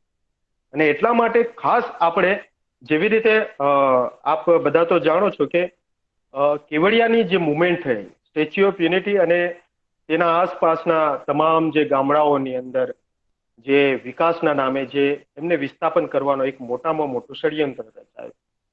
અને આની અંદર જે રાજ્ય સરકાર અને કેન્દ્ર સરકારની સામે જ્યારે આદિવાસીઓએ જ્યારે અવાજ ઉઠાવવાનો હતો તો એની સામે તમામ જે લીડર્સ છે કે તમામ જે સામાજિક કાર્યકરો છે એ તમામ કાર્યકરોને તમામ રીતે દબાવવાના પ્રયાસો થયા છે. એવી જ રીતે આપણે જ્યારે અન્ય સમાજના જ્યારે એમના લીડરને દબાવવાના પ્રયાસ થાય તો ત્યાં આખા એના સમાજના જે પ્રશ્નો છે, એના વકીલો છે, એના શિક્ષકો છે કે પછી એના પ્રોફેસરો છે, એન્જિનિયરો છે, ડોક્ટરો છે, એ તમામ ખુલીનો સરકાર અને પ્રશાસનના બંનેનો વિરોધ કરે છે કે ભાઈ તમે જે કરો છો કે એક વ્યક્તિ જે છે એ જ્યારે પોતાના સમાજના હક અધિકારની વાત કરે છે અને તમે જ્યારે એની પર ખોટા કેસો કરીને એને ફસાવાની જે વાત કરો છો એની સાથે અમે નથી. આપણા ત્યાં એવું છે કે આપણા જે ભણેલા ગણેલા જે છે અથવા જે નોકરિયાત વર્ગ જે છે એને પોતાના સમાજની વાત કરવાની હોય તો એમને બીક લાગે છે. અરે જ્યારે આપણો આદિવાસી સમુદાયનો વ્યક્તિ એ પ્રોફેસર, એન્જિનિયર, ડોક્ટર હોય કે શિક્ષક હોય, જો એને અનુસૂચિ 5ની વાત કરે, પૈસાની વાત કરે કે આદિવાસીઓના બંધારણીય અધિકારોની વાત કરે તો એમણે એવો ડર હોય કે ભાઈ મારે તો નોકરી ચાલુ છે એટલા માટે હું આવી રીતે ખુલ્લા મંચ પર નહીં આવી શકું અથવા હું ખુલીને વાતચીત નહીં કરી શકું. પરંતુ આપ તમામને કહી દઈએ કે તમે કોઈ પણ કક્ષાના ક્લાસ 1, 2 હો કે કોઈ પણ અધિકારી હો, પરંતુ આપને એ ફ્રીડમ ઓફ સ્પીચ જે તમામ જે લોકોને છે એ સ્પીચ તમને પણ છે, ફ્રીડમ ઓફ સ્પીચ કે તમને વાણી સ્વતંત્રતાનો અધિકાર તમામને છે. તો તમે પણ આ આદિવાસીઓની મુવમેન્ટમાં જે હાલની અંદર કદાચ જે વર્ષો કે છેલ્લા 10 વર્ષ પહેલા જે સામાજિક લડતોમાં જે બેકઅપ નહીં હતું એ હવે સામાજિક લડતોમાં આપણી ભાગીદારી, આપણા નોકરિયાત વર્ગની બુદ્ધિજીવીઓની એ મુવમેન્ટની અંદર એની ભાગીદારી વધી છે. પરંતુ એ એટલી પૂરતી નથી કે જે આપણા સમુદાયને એ જાગૃત કરી શકે. અને એટલા માટે યુવાનોએ હવે ખાસ એ બાબતો ધ્યાન રાખવાની છે કે આપણે ગ્રામ્ય લેવલે કેવી રીતે જનજાગૃતિઓ ફેલાવી શકીએ. જેવી રીતે કેવડિયાની મુવમેન્ટ છે, આપણે જાણીએ છીએ કે માત્ર કોઈ 6 ગામ હોય, 14 ગામ હોય કે 72 ગામડાના લોકો વિરોધ કરતા હોય તો એને કદાચ દબાવવાનો પ્રયાસ એ શાસન પ્રશાસન કરી શકે છે. પરંતુ જો એનો વિરોધ તમામ આદિવાસી સંગઠનો, તમામ લીડર, તમામ મોટા સંગઠનો એ તમામ જો આનો વિરોધ કરે તો એનો આપણને પરિણામ મળે છે. અને એટલા માટે કેવડિયા જે મુવમેન્ટ છે એ ગ્રામ્ય લેવલ સુધી, એ જ્યાં જે લોકો આ કેવડિયાની મુવમેન્ટ અંગે જાણતા નથી, એ હાલમાં છેલ્લા 1 મહિનાથી આપણે જે 5500 જેટલા જે આપણા ગુજરાતના જે ગામો છે એ તમામ ગામડાઓની અંદર હાલમાં સ્ટેચ્યુ ઓફ યુનિટી ના કારણે અને સ્ટેચ્યુ ઓફ યુનિટી ના જે સત્તામંડળ રચીને આદિવાસીઓના બંધારણીય અધિકાર કેવી રીતે ખતમ કરવામાં આવી રહ્યા છે જે અંગેનું આવેદનપત્ર તૈયાર કરીને તમામ ગામડાઓની અંદર સિગ્નેચર કેમ્પેઇન ચાલી રહ્યો છે. અને આ લડતમાં ભાગીદારી બને એના માટે દરેક ઘરમાંથી 1 મુઠ્ઠી અનાજ અને 1 રૂપિયાનું દાન લેવાઈ રહ્યું છે. તો આને માત્ર 1 મુઠ્ઠી અનાજ કે કોઈ 1 રૂપિયો આપે કે 1 સિગ્નેચર કરે એનાથી કોઈ એક વ્યક્તિથી કદાચ આ પરિવર્તન નહીં આવી શકે. પરંતુ આ મુવમેન્ટ જ્યારે ગુજરાતના ખૂણે સુધી, ગામ સુધી આ મુવમેન્ટ આપણે જ્યારે પહોંચાડીએ તો ચોક્કસ આના માટે આપણને પરિણામ મળી શકે છે. અને હાલમાં જે આપણા જે યુવાનો છે એ જ દિશામાં આગળ વધી રહ્યા છે. અને એના માટે ખાસ કરીને યુવાઓની જે ટીમ છે એ યુવાઓની ટીમ એ આખા ગુજરાતની અંદર હાલમાં ગ્રામ્ય લેવલે પણ યુવાઓની ટીમ રચાય અને એના માટે ઘણા 1 મહિનાથી એના પ્રયાસ કર્યા છે અને આજે એનું આપણને ઘણું એવું સારું આપણને પરિણામ જોવા મળે છે. હંમેશા આપણે કહીએ છીએ કે આવી જ્યારે કોઈક આંદોલન થતા હોય તો યુવાઓનું મહત્વ ઘણું વધારે હોય છે, કારણ કે યુવા એક એવો છે કે જે લીડરને પણ દબાવી શકે છે, નેતાને પણ દબાવી શકે, એમએલએ એમપીને પણ દબાવી શકે છે. અને હાલમાં જેવી રીતે અગાઉના વક્તાએ પણ કીધું કે સોશિયલ મીડિયા દ્વારા, કારણ કે જ્યારે કેવડિયાની મુવમેન્ટમાં પણ જ્યારે અન્ય વિપક્ષી પાર્ટીઓ દ્વારા અને એનો એટલું સમર્થન નહીં મળતું હતું તો સોશિયલ મીડિયાનો ભરપૂર ઉપયોગ કર્યો, ટ્વિટર પર ટ્રેન્ડિંગ ચલાવ્યું, નેશનલ ટ્રેન્ડિંગ થયા. અને જ્યારે એના દ્વારા જ્યારે વિપક્ષી પાર્ટીઓને સાથે સાથે જે રૂલિંગ પાર્ટી છે, રૂલિંગ પાર્ટીને પણ સીધી રીતે એને યુવાનો દ્વારા કહેવામાં આવ્યું કે તમે જે કરી રહ્યા છે એ ખોટું કરી રહ્યા છે. અને જ્યારે જે નેશનલ ટ્રેન્ડિંગ બને છે ટ્વિટરની અંદર કે પછી ફેસબુકની અંદર, તો પછી એની એક સામાજિક અસર એક મોટી જોવા મળે છે. કારણ કે આપણા જે સમાજના આજે આપણે જોઈએ કે ગ્રામ્ય લેવલે સુધી પણ આજે એન્ડ્રોઈડ ફોન છે અને આપણા આદિવાસી યુવાનો જે છે એ નાના નાના વિડીયો બનાવીને એ ગાંધીનગરનું આપણું આંદોલન હોય કે પછી સ્ટેચ્યુ ઓફ યુનિટીનું આંદોલન હોય, ભારતમાલા પ્રોજેક્ટનું આંદોલન હોય, કોરિડોરનું આંદોલન હોય કે નર્મદા તાપી પાર લિંક યોજનાનું હોય, આ તમામ આંદોલનની અંદર આદિવાસી યુવાનો દ્વારા નાના નાના શોર્ટ વિડીયો બનાવીને એ પોતાના સમાજની જે સમસ્યાઓ છે એ જનજાગૃતિ રૂપે અન્ય યુવાનો સુધી પહોંચાડવા માટે શોર્ટ વિડીયો બનાવીને આપણી સમક્ષ રજૂ કરતા હોય છે. અને જેનાથી એક મોટી આ ક્રાંતિ, એક સામાજિક ક્રાંતિ આવી રહી છે. અને ખાસ કરીને જ્યારે આપણા જે લીડર, અગાઉ પણ રાજુભાઈએ પણ કીધું કે જેવી રીતે આપણા જે બંધારણીય અધિકારો છે, જે અનુસૂચિ 5ના હોય કે આપણે જમીનનું સંરક્ષણ કાયદો જે 73AA ની જે જમીનો છે, આજે કેવડિયા વિસ્તારની અંદર જ્યારે અન્ય લોકોએ તમામ જે ગેર આદિવાસી લોકો છે એ ગેર આદિવાસી લોકોએ ત્યાં આદિવાસીઓની જમીન લઈ રાખી છે અને આદિવાસીઓના ભાઈઓના નામે લઈ રાખી છે. અને હવે 73 એ જ્યારે નીકળી જાય તો પછી એ બધા નેતાઓને તો મન ફાવે તે મળી જવાનું છે. એટલે જળ, જમીન, જંગલ અને આદિવાસી સમુદાય જે છે એ જમીન સાથે જોડાયેલો સમાજ છે. જ્યાં આદિવાસી રહેતો હોય ત્યાંથી 8 કિલોમીટર સુધીના એરિયાની અંદર કોઈ પણ વ્યક્તિ અન્ય ગેર આદિવાસી લોકો પહેલા જમીન નહીં લઈ શકતા હતા, પરંતુ કેશુભાઈની સરકારે એ 8 કિલોમીટરનો કાયદો કાઢે. ત્યારબાદ હવે રૂપાણી સરકાર દ્વારા હવે 73AA હટાવવાની જ્યારે વાત થઈ રહી છે, તો આની અંદર જે પક્ષ હોય કે વિપક્ષ હોય, જે કોઈ બી આદિવાસીઓના બંધારણીય અધિકારો કે આદિવાસીઓને જમીનથી બેદખલ કરવાના કે આદિવાસીઓને ભૂમિ વિહોણા કરવાના જે ષડયંત્રો આપણે સમક્ષ જે ચાલી રહ્યા છે એ કોઈ પણ પાર્ટી હોય એનો વિરોધ આપણે કરવો જોઈએ. જેવી રીતે ચોટુભાઈ વસાવા અને એમના દ્વારા એમના જે સંગઠનો દ્વારા પણ આ તમામ બાબતોએ જ્યારે ખુલ્લા મંચથી એનો વિરોધ થતો હોય તો અન્ય જેટલા બી સંગઠનો છે એ તમામ સંગઠનોએ પણ સાથે આવીને એનો વિરોધ કરવો જોઈએ. જેવી રીતે હાલમાં આદિવાસી સમન્વય મંચ અને એકતા પરિષદ દ્વારા જે એક બીડું ઉપાડ્યું છે અને કેવડિયા બચાવ આંદોલન સમિતિ દ્વારા સમગ્ર આ વિસ્તારના, કેવડિયા વિસ્તારના જ પ્રશ્નો નહીં પરંતુ એની અંદર જે પ્રાવધાન કે આદિવાસી વિસ્તારોની અંદર સત્તામંડળ રચીને આદિવાસી વિસ્તારોના પહાડી વિસ્તારોમાં જ્યારે દૂર દૂર આપણા નાના નાના ગામડાઓ હોય, દૂર દૂર આપણા ઘરો હોય, એની અંદર શહેરી વિકાસ કાનૂન લાગુ કરીને આદિવાસીઓને જે વિસ્થાપિત કરવાના જે ષડયંત્રો ચાલી રહ્યા છે એનો વિરોધ આપણે તમામ યુવાનોએ હવે એક મંચ પર આવીને કરવાનો છે. અને એટલા માટે આદિવાસી યુવાનોએ ખાસ હું અપીલ કરીશ કે જો કે માત્ર રાજનીતિમાં તો તમામે હવે રસ દાખવવો પડશે.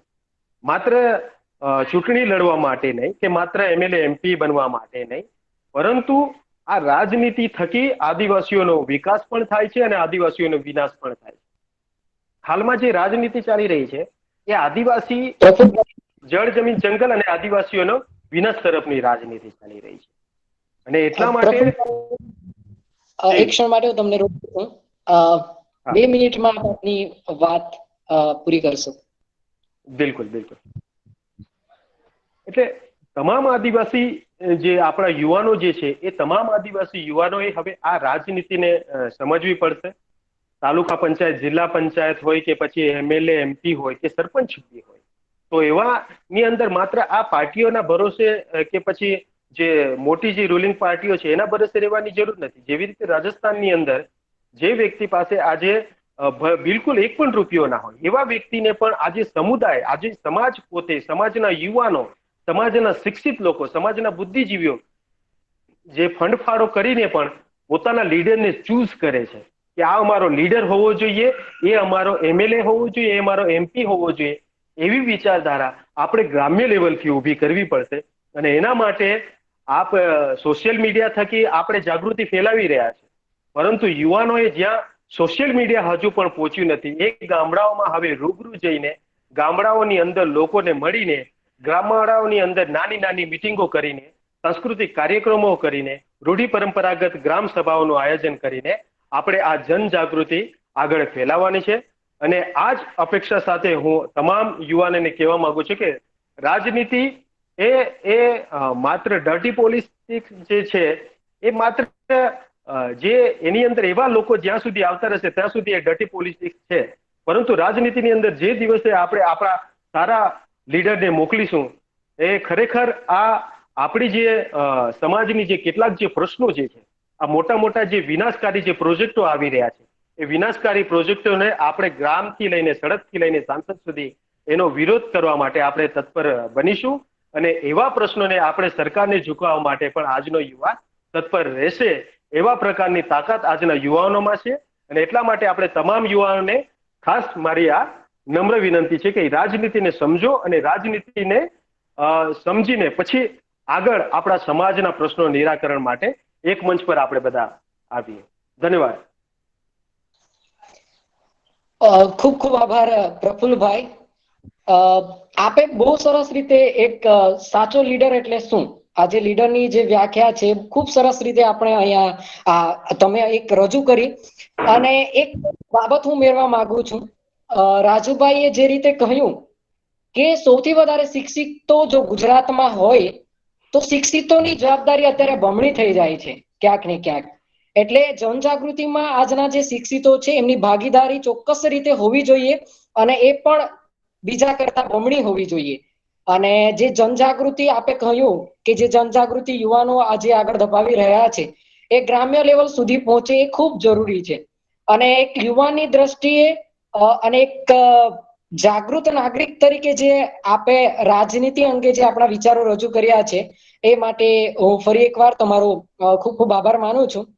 અત્યારે આપણો અત્યારે પ્રશ્નોત્તરીનો આ સમય શરૂ થાય છે, એટલે આ વેબિનારમાં ઉપસ્થિત જે સગાજનો છે કોઈને આ ત્રણેય વક્તાઓ માટે જો કોઈ પ્રશ્ન હોય તો ચોક્કસ રીતે તેઓ અત્યારે પ્રશ્ન પૂછી શકે છે અને જવાબ આપશે. તો અત્યારે આપણે પ્રશ્નોત્તરીનો સમય શરૂ કરી રહ્યા છીએ.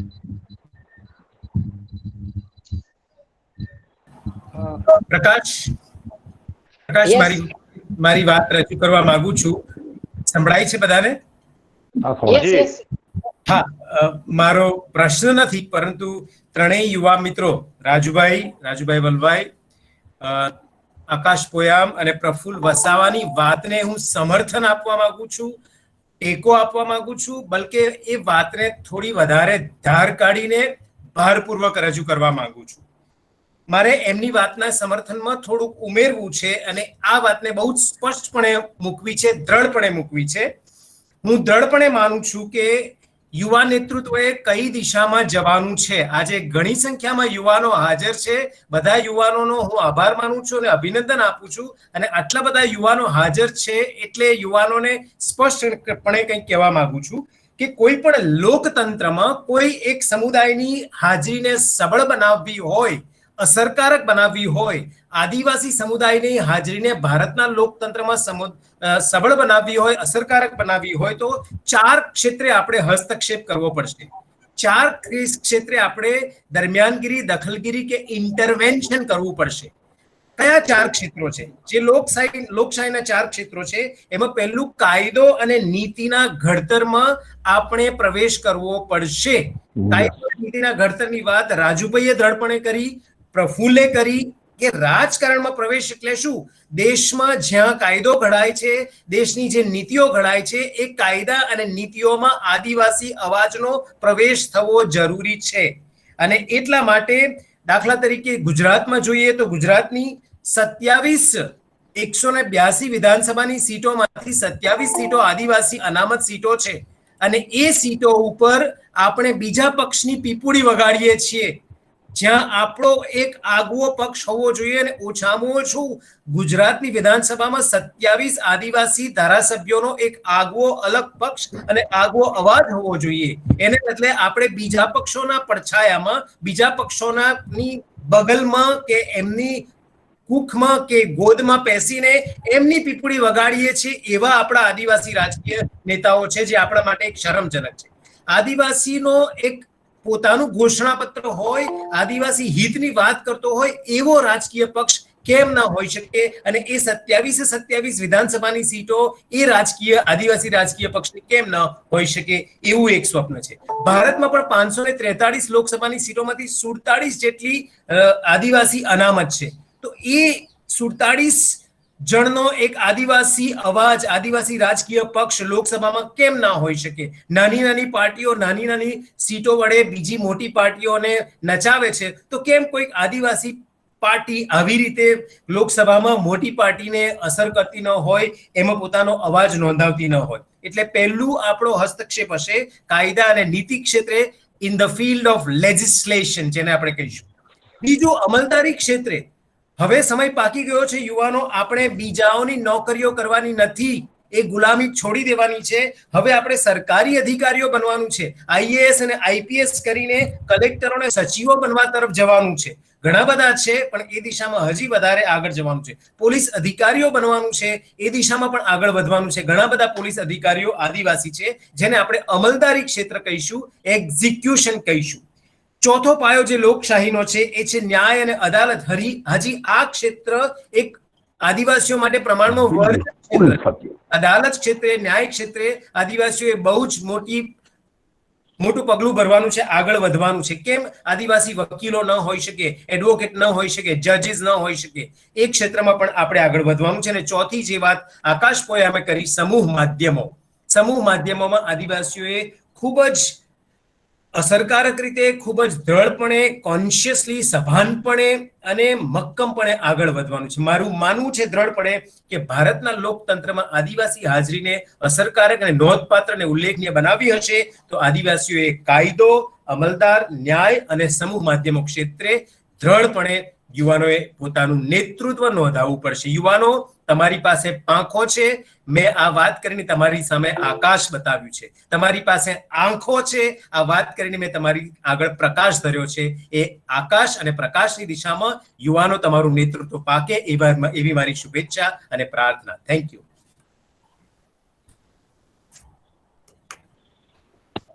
હલો પ્રકાશભાઈ. હલો પ્રકાશભાઈ. નિહાર વસાવાના ત્રણેક ચેટમાં પ્રશ્નો છે. મારા ખ્યાલથી રાજુભાઈ અને પ્રફુલભાઈ બંને માટે છે. હું 3 પ્રશ્ન મૂકી દઉં છું. आदिवासी जनजागृति विकास के लिए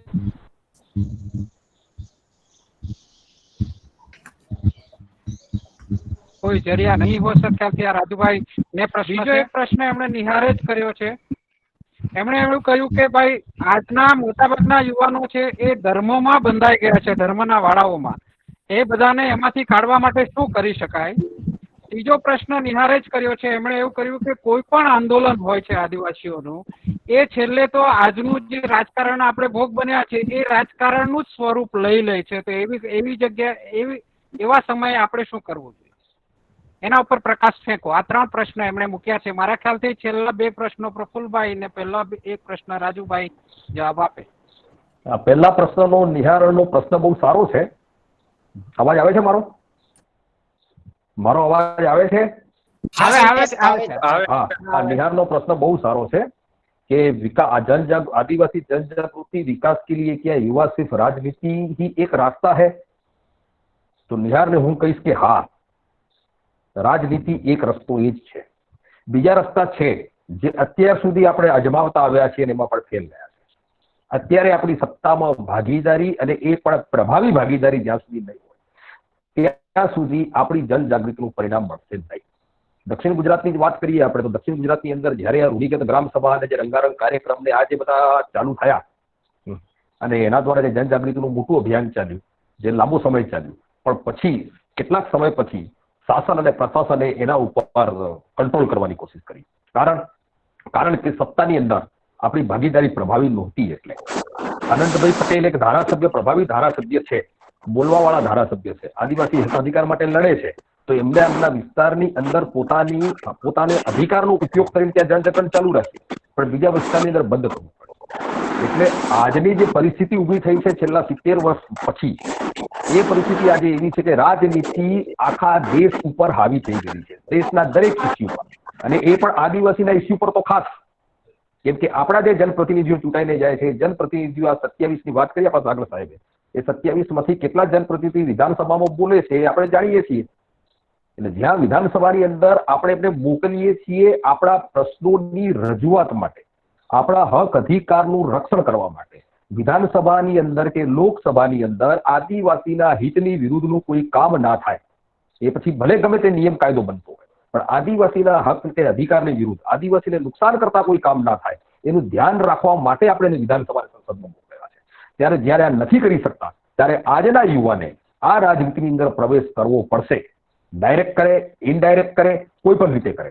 પ્રફુલભાઈએ બી હમણાં વાત કરી કે રાજનીતિક સભાનતા આપણે કેળવવી પડશે દરેક યુવાને, અને એ જો આપણે ન્યા કેળવીશું તો પછી આપણે જ્યાં જનજાગરણ કરીએ છીએ એમાં પણ સીમિત થઈ જઈશું કે વિકાસમાં પણ સીમિત થઈ જઈશું. વિકાસની અંદર તો તમે દેખો છો વિકાસના નામે જે થઈ રહ્યું છે કે જેટલી આપણી ટ્રાઇબલ સપ્લાનની ગ્રાન્ટ, આપણી ટ્રાઇબલની ગ્રાન્ટ આવે છે એમાં કેટલા રૂપિયા ક્યાં વપરાય છે, કેટલા રૂપિયા લેપ્સ થાય છે, કેટલા NGO થ્રુ કેટલાક સ્થાપિત હિતોને જઈ રહ્યા છે, એ બધું જોઈ રહ્યા છે. કારણ કે આપણું રાજનીતિક પ્રતિનિધિત્વ પ્રભાવી નથી. એટલે રાજનીતિની અંદર પ્રવેશ સભાન, ડાયરેક્ટ કે ઇનડાયરેક્ટ, ફરી પાછો ડાયરેક્ટ કે ઇનડાયરેક્ટ રાજનીતિની અંદર રસ લેવો, એવા પ્રવેશ કરવો, એ દરેક યુવા માટે આજની તારીખમાં જરૂરી છે. બિહારને હું માનું છું કે સંતોષ થઈ ગયો હશે. હેલો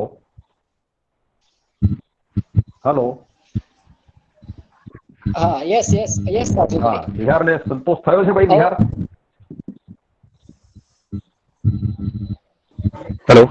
બિહાર છે કે નહીં? ઓનલાઈન છે કે નહીં? હા, થઈ ગયો, સંતોષ થઈ ગયો. મેસેજમાં લખે છે સંતોષ થઈ ગયો. ઓકે. હેલો હવે આ જે પ્રશ્નો સંદર્ભમાં ડોક્ટર પ્રફુલ્લ વસાવાના પણ આપણે મંતવ્યો લઈ લઈએ.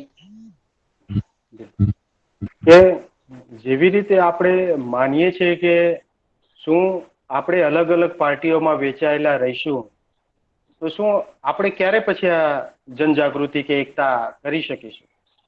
તો આદિવાસી સમુદાય તો એક એવો વ્યક્તિ કે એવો સમુદાય છે કે જેની અંદર આજે આપણો જે સમાજ જે છે એ સામાજિક એકતા તોડવા માટેનું એક મુખ્ય પરિબળ તો રાજકીય પાર્ટીઓ જ છે, બરાબર? કે જેની અંદર આદિવાસીઓમાં આજે ગામડાની અંદર હોય તો એક ફળિયું હોય એ BJP નું હોય, બીજું ફળિયું હોય કોંગ્રેસનું હોય, ત્રીજું ફળિયું હોય પછી આદિવાસી પાર્ટીઓનું હોય.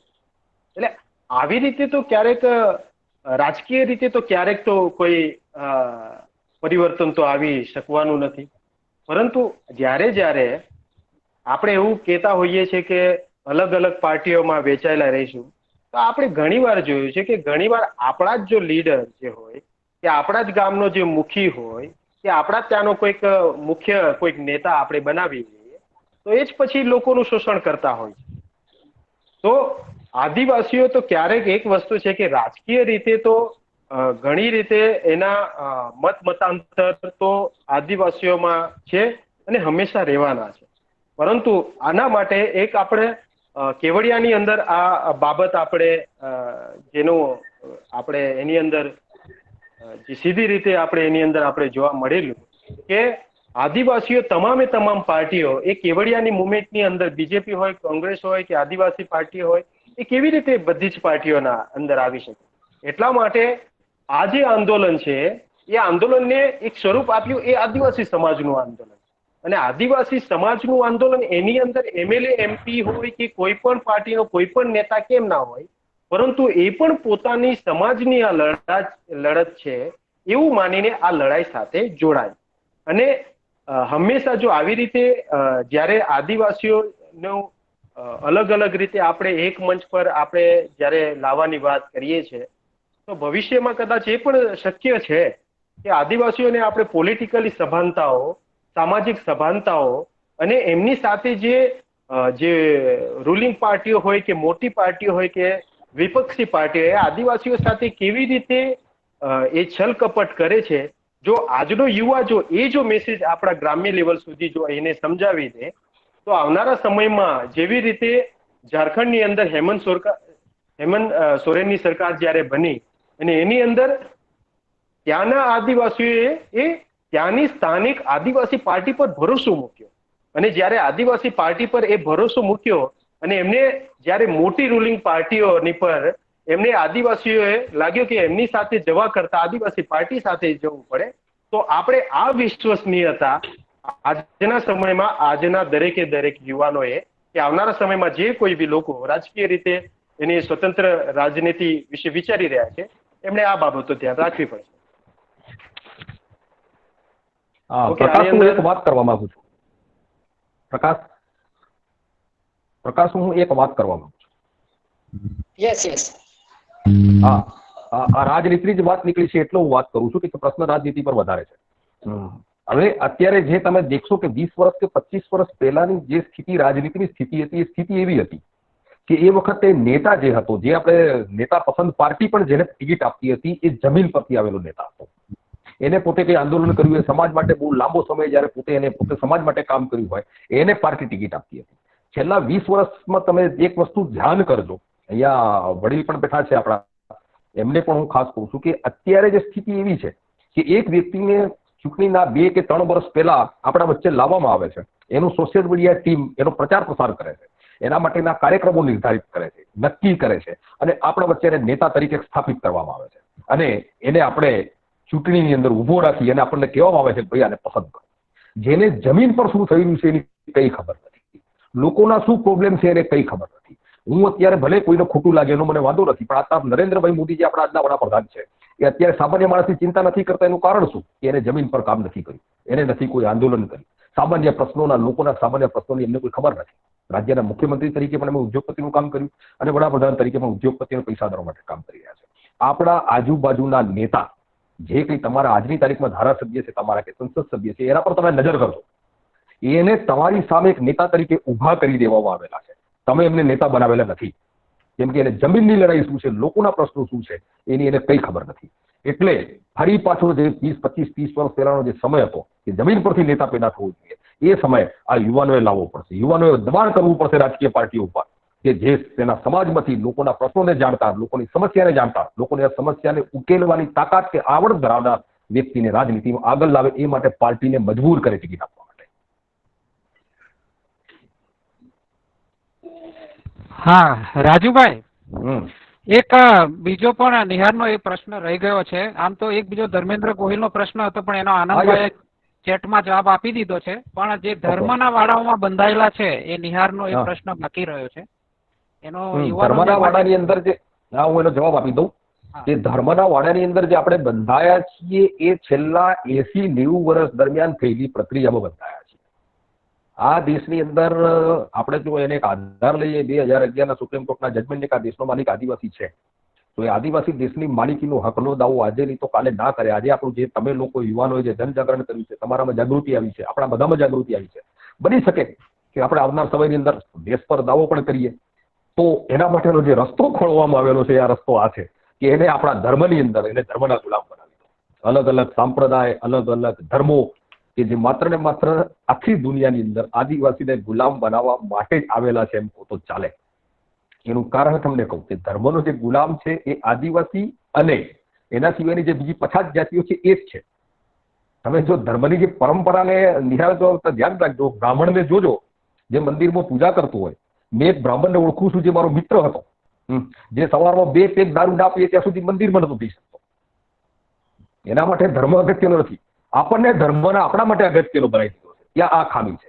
એટલે ધર્મને જો તમારે માનવું હોય તો માનો, પણ એને તમારા ઘરની 4 દિવાલ પૂરતો રાખો.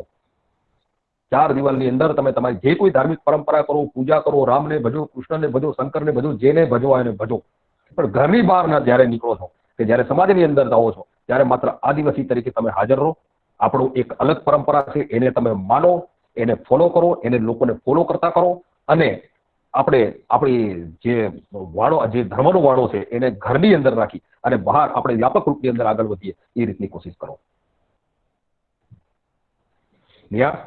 હા, વાંધો નહીં, એમને સંતોષ થયો છે રાજભાઈ, આભાર. એક બીજા એક પ્રશ્ન. હા, હેલો. હા, નિયરભાઈ બોલો. હેલો. હા, હું ધર્મેન્દ્ર ગોહિલ.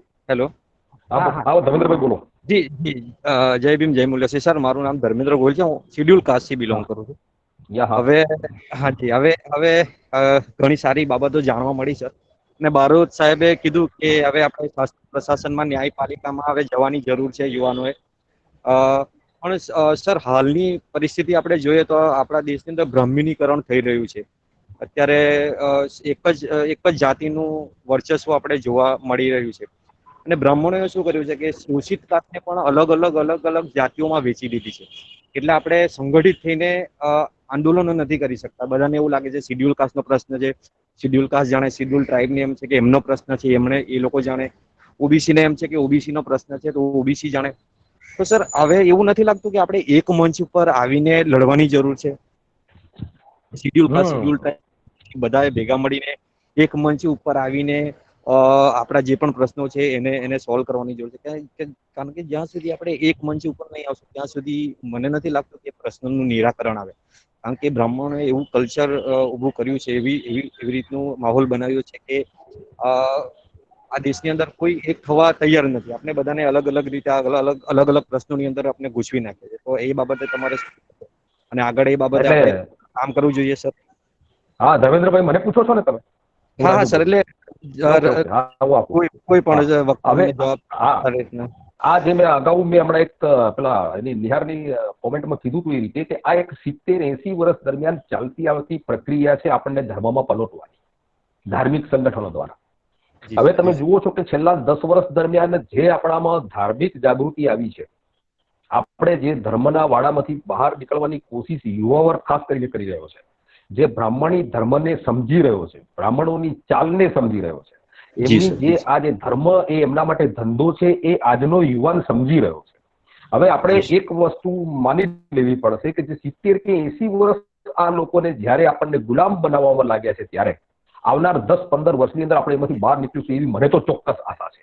અને આપણે આશા કેળવો, એ આશા રાખો, અને આપણે યુવાનોને અત્યારે યુવાનો જેટલા બી છે એમને બધાને અમે દરેક કારણ કે સર કે ધર્મના વાડામાંથી બહાર આપણા પ્રશ્નો એક જ છે સર. આપણે બધાને આપણે સોચી. હા, એ વાત પર હું આવું છું. એ વાત કે એસટી એસસી ઓબીસી ના દરેક પ્રશ્નો સરખા છે અને એ દરેક એસટી એસસી ઓબીસી એક મંચ પર આવીને લડવું પડશે, એ વાત પણ બિલકુલ સાચી છે. અને તમે દેખશો કે છેલ્લા ઘણા સમયથી, આમાં તો વધારે સમય નહીં પણ આપણે મિનિમમ 10 વર્ષને ગણીએ તો 10 વર્ષ દરમિયાન એસટી એસસી અને ઓબીસી નું જે ધ્રુવીકરણ થવાનું ચાલુ પણ થયું છે. અત્યારે પ્રાથમિક તબક્કે છે પણ આવનાર સમયમાં એ 100% થશે. અત્યારે તમે જો દલિત સમાજમાંથી તમે આવો છો તો જિગ્નેશ મેવાણી અત્યારે જે પ્રયત્ન કરી રહ્યા છે તમે જાણો છો. હવે જિગ્નેશ જોડે હું વારંવાર મુલાકાત થાય છે, હું દેખું છું કે જિગ્નેશ અત્યારે એસટી એસસી ઓબીસી માઇનોરિટી બધાને એક કરવાની કોશિશ કરી રહ્યા છે. અમે પણ એની સાથે છીએ. આપણે બધા એક દિવસ એક તો થઈશું એમાં કોઈ ડેફિનેટલી. પણ ડર એટલો છે કે આ જે ફાંસીવાદી સરકાર અત્યારે બેઠી છે એ આવનાર આપણે ભેગા થઈએ એના પહેલા પોતાના એજન્ડા પૂરા ના કરી લે, આપણું મોટું નુકસાન ના કરી લે, એ આપણે ધ્યાન રાખવું પડશે. એ બસ એનાથી અત્યારે આપણે બીજું કંઈ કરી શકીએ એમ નથી, પણ આવનાર સમયમાં ચોક્કસ એક થઈશું. જી સર, ચોક્કસ. આ બાબતે કહેવા માંગીશ કે જેવી રીતે ધર્મેન્દ્રભાઈ કીધું કે આ ખરેખર આપણે એક મંચ પર આપણે આવી શકીએ કે નહીં. જેવી રીતે જ્યારે સુપ્રીમ કોર્ટ દ્વારા એસટી એસસી એક્ટ ને જ્યારે રદ કરવાનો જ્યારે સુપ્રીમ કોર્ટનો જજમેન્ટ આવ્યો અને એના માટે કરોડો એસટી એસસી ના રોડ પર ઉતરી પડ્યા અને આપણા જે પ્રાવધાન એસટી એસસી એક્ટ ના જે પ્રાવધાનો રદ કરવાની જે સુપ્રીમ કોર્ટ દ્વારા પણ જે પહેલ થયેલી એને મજબૂર એટલા લોકો રોડ પર ઉતર્યા, લોકોએ સવિનય કાનૂન ભંગ કરીને કેન્દ્ર સરકારને મજબૂર કરી કે અમારા જે એસટી એસસી એક્ટના જે પ્રાવધાનો જે રદ કર્યા છે એને ફરીથી લાગુ કરી. અને કેન્દ્ર સરકારને ફરજ પડી કે એની પર અધ્યાદેશ લાવે. તો એવી જ રીતે આપણે ગુજરાતની અંદર જ્યારે ઉનાકાંડ થયો ત્યારે પણ આદિવાસી સંગઠનો દ્વારા એની અંદર ત્યાં આપણે બધા પણ ત્યાં મુલાકાત માટે ગયા, એ આંદોલનને સમર્થન આપ્યું. જેવી રીતે હાલ કેવડિયાનું આંદોલન ચાલે છે કે ગાંધીનગરમાં આપણું આંદોલન ચાલતું હતું, એની અંદર પણ જે સંગઠનો છે ST/SC OBC ના, એ તમામ સંગઠનો દ્વારા પણ વિડીયો દ્વારા, પોતાના મંતવ્યો દ્વારા અને લેટરો દ્વારા એનું સમર્થન જાહેર કર્યું છે. અને આ ભલે કદાચ એ અસર આપણને કદાચ આડકતરી રીતે ના દેખાય, પરંતુ જ્યારે કેવડિયાની મુવમેન્ટમાં જ્યારે SC સમુદાય, OBC માઇનોરિટી હોય કે અન્ય સમુદાયના જે બુદ્ધિજીવી પર્યાવરણ વાદીઓ જ્યારે આ મુવમેન્ટમાં જ્યારે જોડાયા, ત્યારે જ આ લડાઈ અસરકારક બની છે. એટલે માત્ર ને માત્ર આદિવાસી સંગઠનો કે આદિવાસી લીડરોથી જ આ કેવડિયાની મુવમેન્ટ આટલી સક્રિય નથી ભાઈ, પરંતુ આની અંદર SC હોય, OBC હોય કે અન્ય જે તમામ બુદ્ધિજીવી લોકો છે, એમનું પણ ઘણું મોટું યોગદાન આ આંદોલનોમાં રહ્યા છે. જી સર. પ્રકાશભાઈ, સમાપન કરવાનું છે. હા, યસ. તો અંતમાં ફરી એકવાર હું ત્રણેય વક્તાનો આભાર માનું છું. પણ એના પહેલા હું આકાશ પોયમભાઈ અને પ્રફુલ્લ વસાવા માટે એક કહેવા માંગુ છું કે ના मैं विरोधी हूँ ना मैं विरोध करता, ना मैं विरोधी हूँ ना मैं विरोध करता, मैं अपने मूल निवास का आदिवासी हूँ. यदि जंगल जमीन को दिल माने तो उसकी धड़कन में आदिवासी हूँ. તો ફરી એકવાર હું તમારા ત્રણેય વક્તાઓનો આભાર માનું છું અને આજનો આ સુંદર ચર્ચાઓ થઈ એ બદલ ખૂબ ખૂબ ફરીથી દરેક જે વેબિનારમાં જોડાયા છે સગાજનો પણ આભાર માનું છું. આવતીકાલે આપણી સાથે આદિવાસી પણ બોલે છે એ માટે સાંગલિયાભાઈ અને એન્જેલા સ્ટોવર US થી જોડાશે. એટલે આવતીકાલે પણ આ જ રીતે સંકળાયેલા રહેશો. અને જે લોકો જે યુવાનો આદિલોક સાથે હજુ સંકળાયા નથી, એમને કહેવા માંગુ છું કે આદિલોક આપણા સમાજનું દર્પણ છે. એટલે આદિલોક સાથે સંકળાવાનું ચૂકશો નહીં. આદિલોક જો સબસ્ક્રાઇબ ના કર્યું હોય તો ચોક્કસ રીતે આદિલોક સાથે જોડાઓ અને બીજા યુવાનોને પણ માહિતી આપો. તો ફરી એકવાર હું તમામનો આભાર માનું છું. અને અંતે આપણે એક પાવરી સોંગ દ્વારા આ કાર્યક્રમની અત્યારે પૂર્ણાહુતિ કરીશું. ધર્મેશભાઈ, સંતોષ પાવરા દ્વારા પાવરા ગીત દ્વારા આપણે આની પૂર્ણાહુતિ કરીશું. જય આદિવાસી.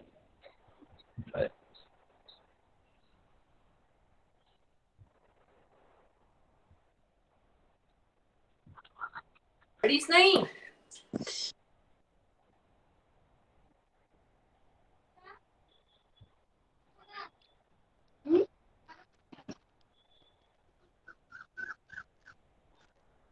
વાગસિંહ પર ભટીને અમો તડલી ગુફણે વાલા રે કુર ઇને ધરતી ને પુરે રે અમો મોડ નિવાસી રાજા રે ઇને ધરતી ને પુરે રે અમો મોડ નિવાસી રાજા રે વાગસિંહ પર ભટીને અમો તડલી ગુફણે વાલા રે વાગસિંહ પર ભટીને અમો તડલી ગુફણે વાલા રે કુર એકલવે તે ખૂનમાં અમારા બિરસા મુંડા સાથે રે એકલવે તે ખૂનમાં અમારા બિરસા મુંડા સાથે રે ઉલગુલાન પોકાર્યા રે આમો તલે જમીનને કરી રે ઉલગુલાન પોકાર્યા રે આમો તલે જમીનને કરી રે વાગસિંહ પર ભટીને આમો તલે ફળવા કુર ઇને ધરતી ને પુરે રે આમો મૂળ નિવાસી રાજા રે ઇને ધરતી ને પુર્યા રે આમો મૂળ નિવાસી રાજા રે વાગસિંહ પર ભટીને આમો દદલી ગુફણે વાલા રે વાગસિંહ પર ભટીને આમો દદલી ગુફણે વાલા રે જો હાથ લડે રે આમો આયતા મોટા સાથ રે ઇંગરો હાથ લડે રે આમો આયતા મોટા સાથ રે નદી કિનારે વોતી અમરી ડુમકા બાજી ખાઈને રે વાગસિંહ પર ભટીને આમો દદલી ગુફણે વાલા રે વાગસિંહ પર ભટીને આમો દદલી ગુફણે વાલા રે इने धरती ने पुऱ्या रे आमो मूळ निवासी राजा रे इने धरती ने पुऱ्या रे आमो मूळ निवासी राजा रे वाघ सिंह पर बटीने आमो दंदली गुफणे वाला रे वाघ सिंह पर बटीने आमो दंदली गुफणे वाला रे कुर रातली पागडी बांधिले त्या मुदवे खासडी पेरिले द्या रे रातली पागडी बांधिले त्या मुदवे खासडी पेरिले द्या रे गवा माडुले गालीने आमो वारती वार मानाच्या रे गवा माडुले गालीने आमो वारती वार मानाच्या रे वाघ सिंह पर बटीने आमो दंदली गुफणे वाला रे वाघ सिंह पर बटीने आमो दंदली गुफणे वाला रे इने धर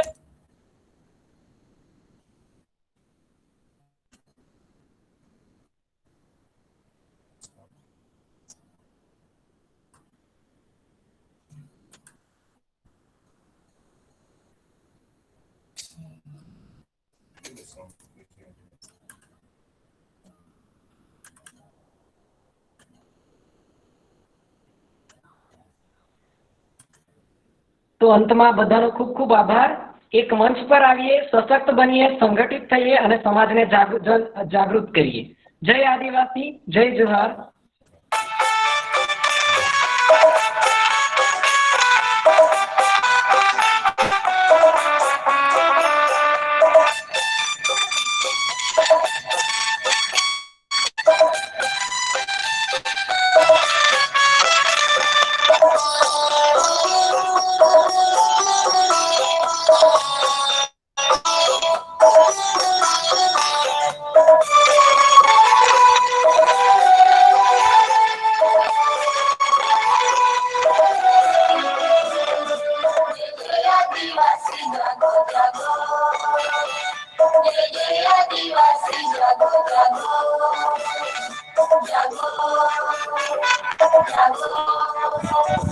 जागो आदिवासी जागो जागो आदिवासी जागो जागो आदिवासी जागो जागो जागो जागो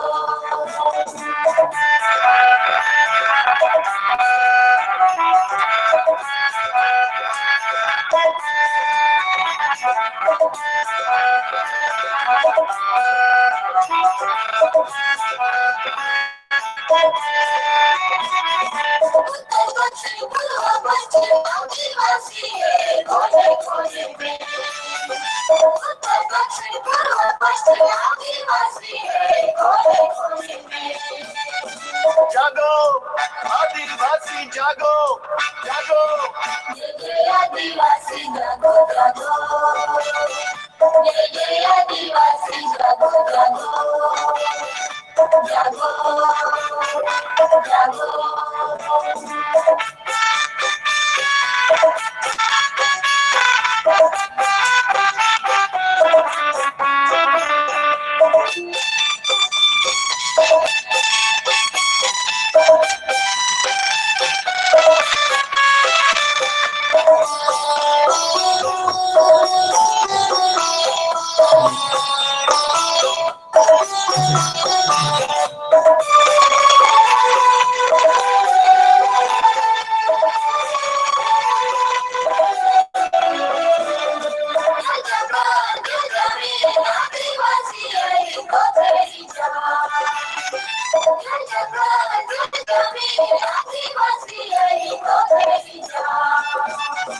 जागो आदिवासी जागो जागो आदिवासी जागो जागो आदिवासी जागो जागो जागो